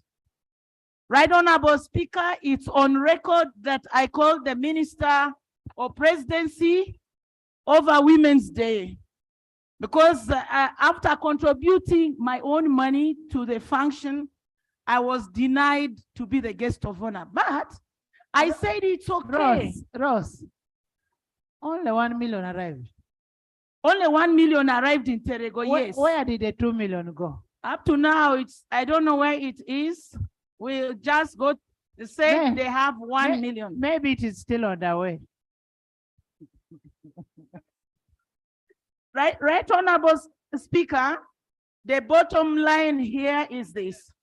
To avoid fighting, to avoid issues, I told RDC, you will be the RDC of Terego, but you will not be the woman MP over my dead body, because you cannot.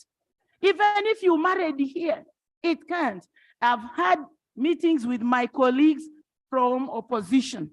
I told them two wrongs don't make a right. You can't break your bone. It was wrong, Right Honorable Speaker, for my sister from Hoima to take her hand and put and tick box. Honestly, I want to be on record. That was wrong. It was wrong. I condemn. I have not given you permission. Go and sit. Order.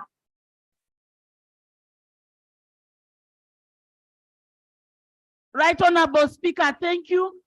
Our armed men are not paid well. Our armed men are provoked. But if they stop you, why go and beat them? You are wrong, Madam Speaker. It was wrong. Thank you. Honorable members, if a member is speaking, and you get up, you're heckling a member, I'll send you out. This is not a battlefield. This is a place for intellectuals. Come and talk your minds here, debate respectfully. Can I have Rita?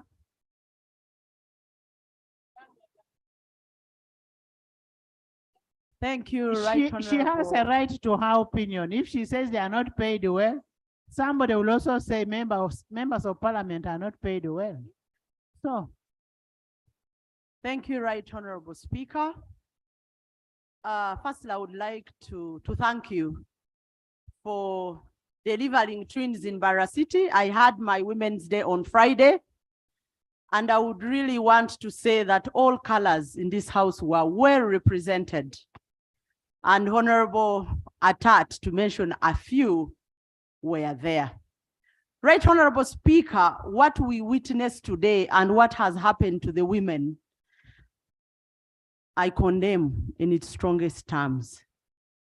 Right Honorable Speaker, us being women members of parliament, I think most of these RDC being men, they think in us, they have wives to tease around, which I condemn in its strongest terms.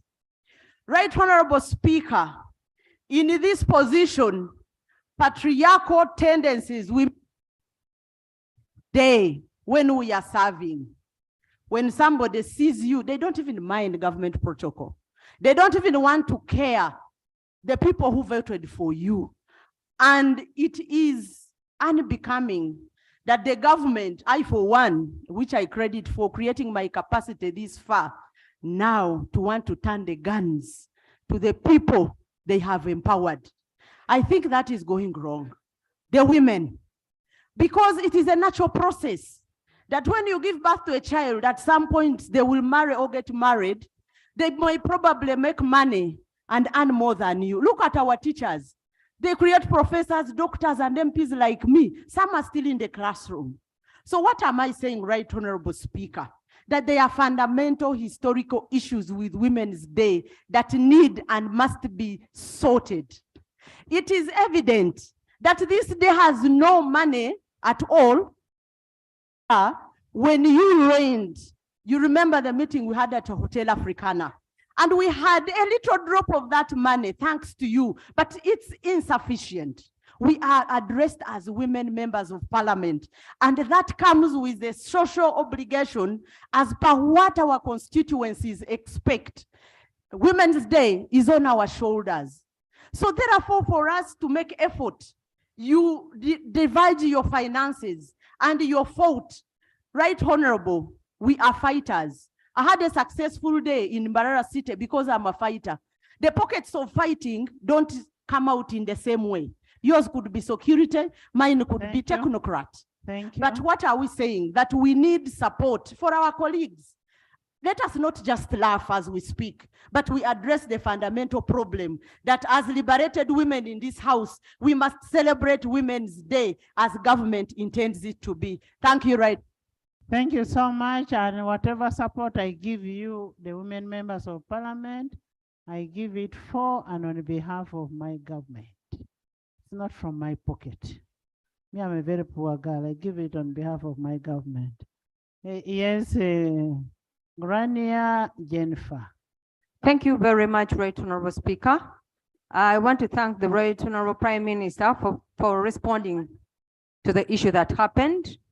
Though some people say it was shadow, those that experienced what exactly happened.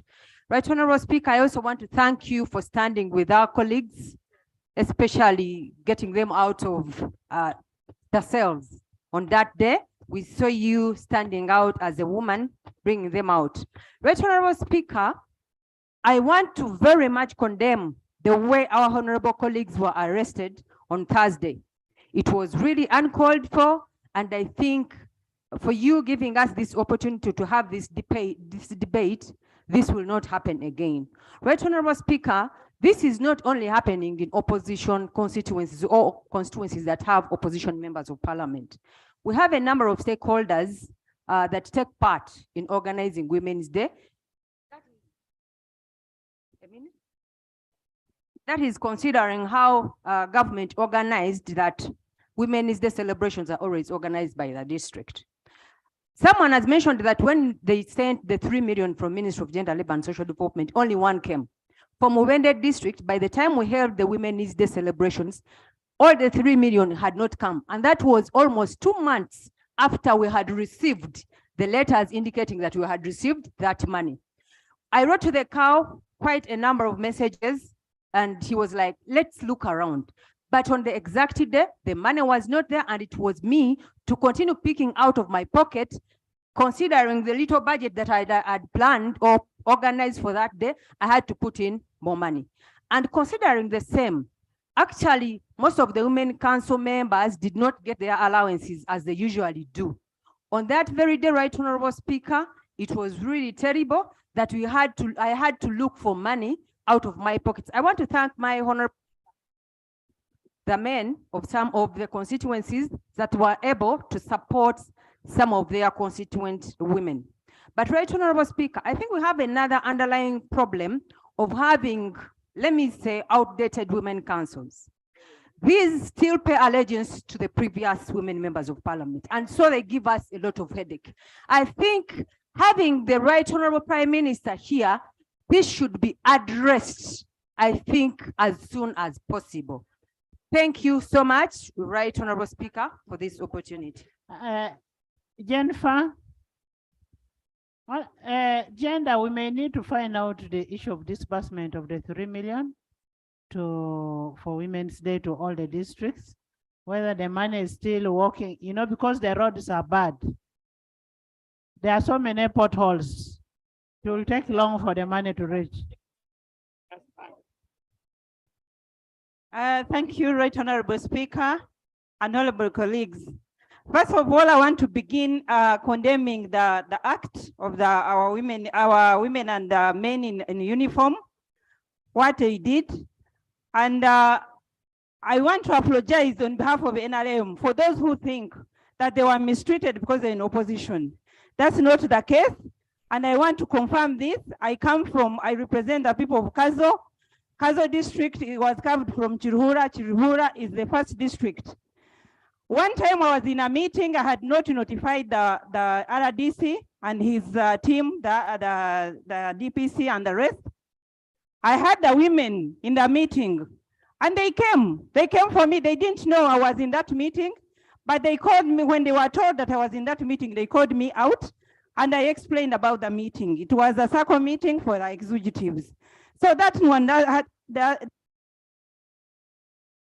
with only the opposition. However, I want to request women in this house, let us behave as women.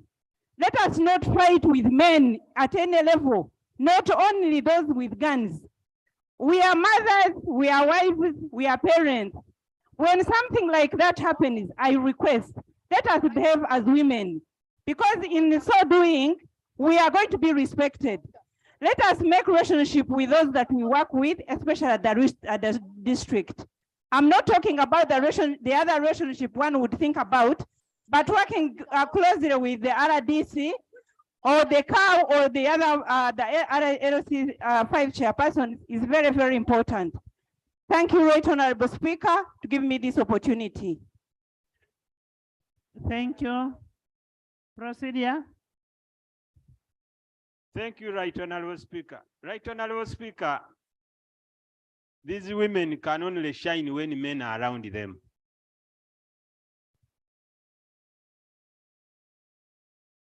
Secondly, Right Honorable Speaker, issues concerning women, either a lady is your mother, your sister, or your wife or your daughter. We are very, very concerned as men.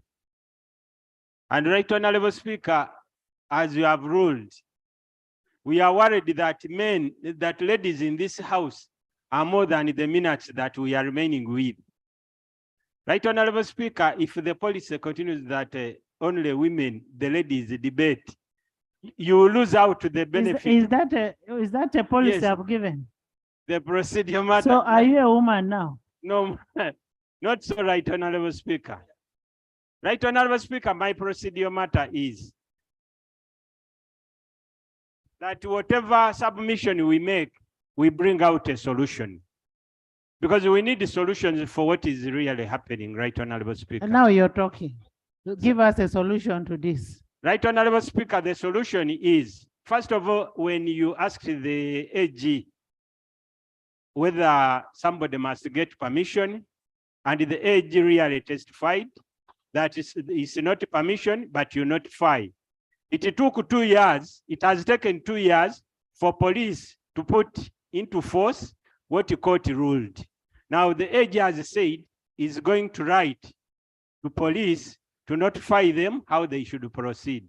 Could the AG, Right Honorable Speaker, tell us when the letter will reach the police and when we shall begin knowing that now police is informed? Secondly, Right Honorable Speaker, the solution of Susan.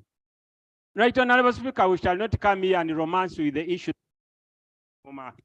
Right Honorable Speaker, Buvuma was nasty. This was a water body. We could have lost the MP and we would be here lamenting. Right Honorable Speaker, either the Minister for Presidency or somebody concerned should tell us the action that has been taken to those errant officers, because this was a water body. You can't chase somebody around a water body like that. Some of these other men and younger ladies don't know how to swim like the MP from Arua. So we could have lost. So could we know when a comprehensive report is coming to tell us which action?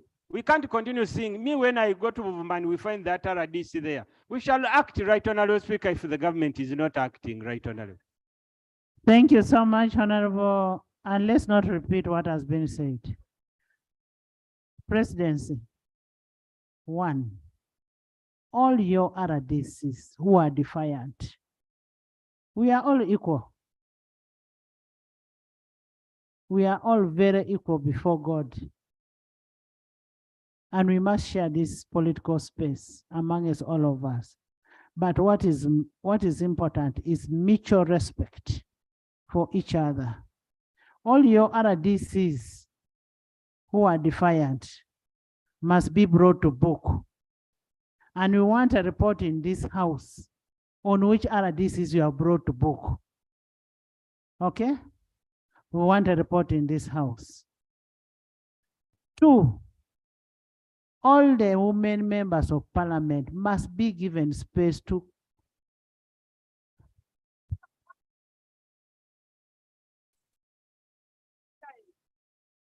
all the girl children must be allowed to celebrate Women's Day freely. And they can be supported by the boy children like Honorable Nandala. 3, the money, the 3 million that was pledged in this house, that would go to all the districts. We need a report on which district has gotten the money and which one has not gotten the money and reason why it has not gotten the money. All the officers who were involved in the brutality, all the officers who were involved in the brutality must be brought to book and a report be given to this house. The report must be given to this house, and we need that. We need thorough investigation in this thing. In 1 month, you should be having a report on who is who, what happened, and women members of parliament, kindly, or all members of parliament, when you have an activity, it's just out of courtesy that you should inform, not by law. You should inform police that you're going to have this activity. It's not by law, it is courtesy. Because at the end of the day, if you got any problem, you need to be protected. And because you need to be protected, we will again blame police if the police was not aware that you're having such an activity. We also need to, somebody mentioned we need to know the terms of reference of the RDCs so that we know what they are there for. For me, I know one, they are the head of security, but let us know the terms of reference.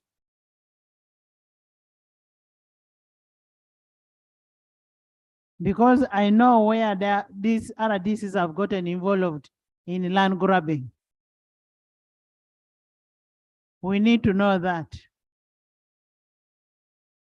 Honorable members,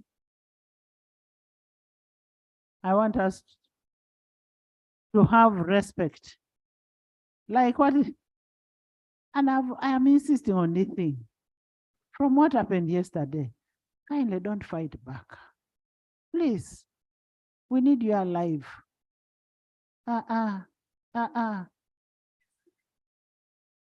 When they squeeze you, yes, Nathan. Thank you very much, Madam Speaker. Madam Speaker, under the Income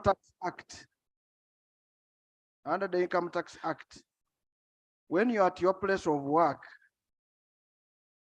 and moving to another place of work, and you get money as an allowance or transport, it is allowed for tax purposes. During the time when there was something that they wanted to tax fuel transport allowance, which was being given to members of parliament, came here and we said we must determine where is the place of work of the member of parliament. And it was decided the place of work of a member of parliament is his constituency or our constituency and the parliament of Uganda. So therefore, any allowance given between in Kampala going to Budadiri or Budadiri coming to Kampala, it is allowed for tax purposes. So what am I trying to say? The place of member of parliament of work is his constituency or our constituency. And if it's your place of work and you're doing your parliamentary work, why would you go to police to ask him, who is also doing his police work, that I'm going to do my work? Madam Speaker, we have to be very, very careful. It is actually unfortunate that you came early. One of the questions I asked Attorney General is a member of parliament at liberty to move from one sub-county, one village, one household to the other in his constituency? And the question was yes. That was one. It is answered on the affirmative. The second issue is, do I need to get permission for me to hold a function? As per the law, the answer is no. But the issue that we said, for security purposes, out of courtesy, the word I used is courtesy. I don't know how we call it in Lugisu. the word is courtesy. That out of courtesy, when we are having a function where you have invited a number of people, you have invited a attached to come, everybody is there. It is out of courtesy that you just inform them that I have guests here for security reason. Just that. But your place of work is a known address, your constituency, period. It is not in doubt that you're supposed to be in your constituency. Who has ever arrested you in your constituency? Madam Speaker, I'm very grateful, and it's good you asked how is it in Rugiso? I know you know it, because that is those are your areas. But Madam Speaker, why was I raising that? The member of parliament in his place of work is free to invite people who can come and assist him or her to do work. It's free. And Madam Speaker, when police says they don't have manpower to be there to assist you, but when they come to disperse the meeting, they come with all the manpower and artillery, which is beyond and unnecessary. And that's what I'm saying must be investigated. Now, if you don't have the manpower to protect the people, where do you get the manpower to come and disperse? Yes, that's what I'm saying. That must be investigated, and these people should be brought to book. So that's why, Madam Speaker, we want to thank you for that. Now, while I was getting up, I want to say, Madam Speaker, you have been very kind to the ladies alone, because the ladies will assure me that men are not allowed to be protected. So that's why I'm saying, Madam, wouldn't it be procedurally right that you rule that all members of parliament should enjoy what the women are going to enjoy when the women is there, and they are also protected throughout, other than talking of only. Okay, all male members of parliament should enjoy the women on Women's Day. Honorable members, we adjourn the house to 2 tomorrow.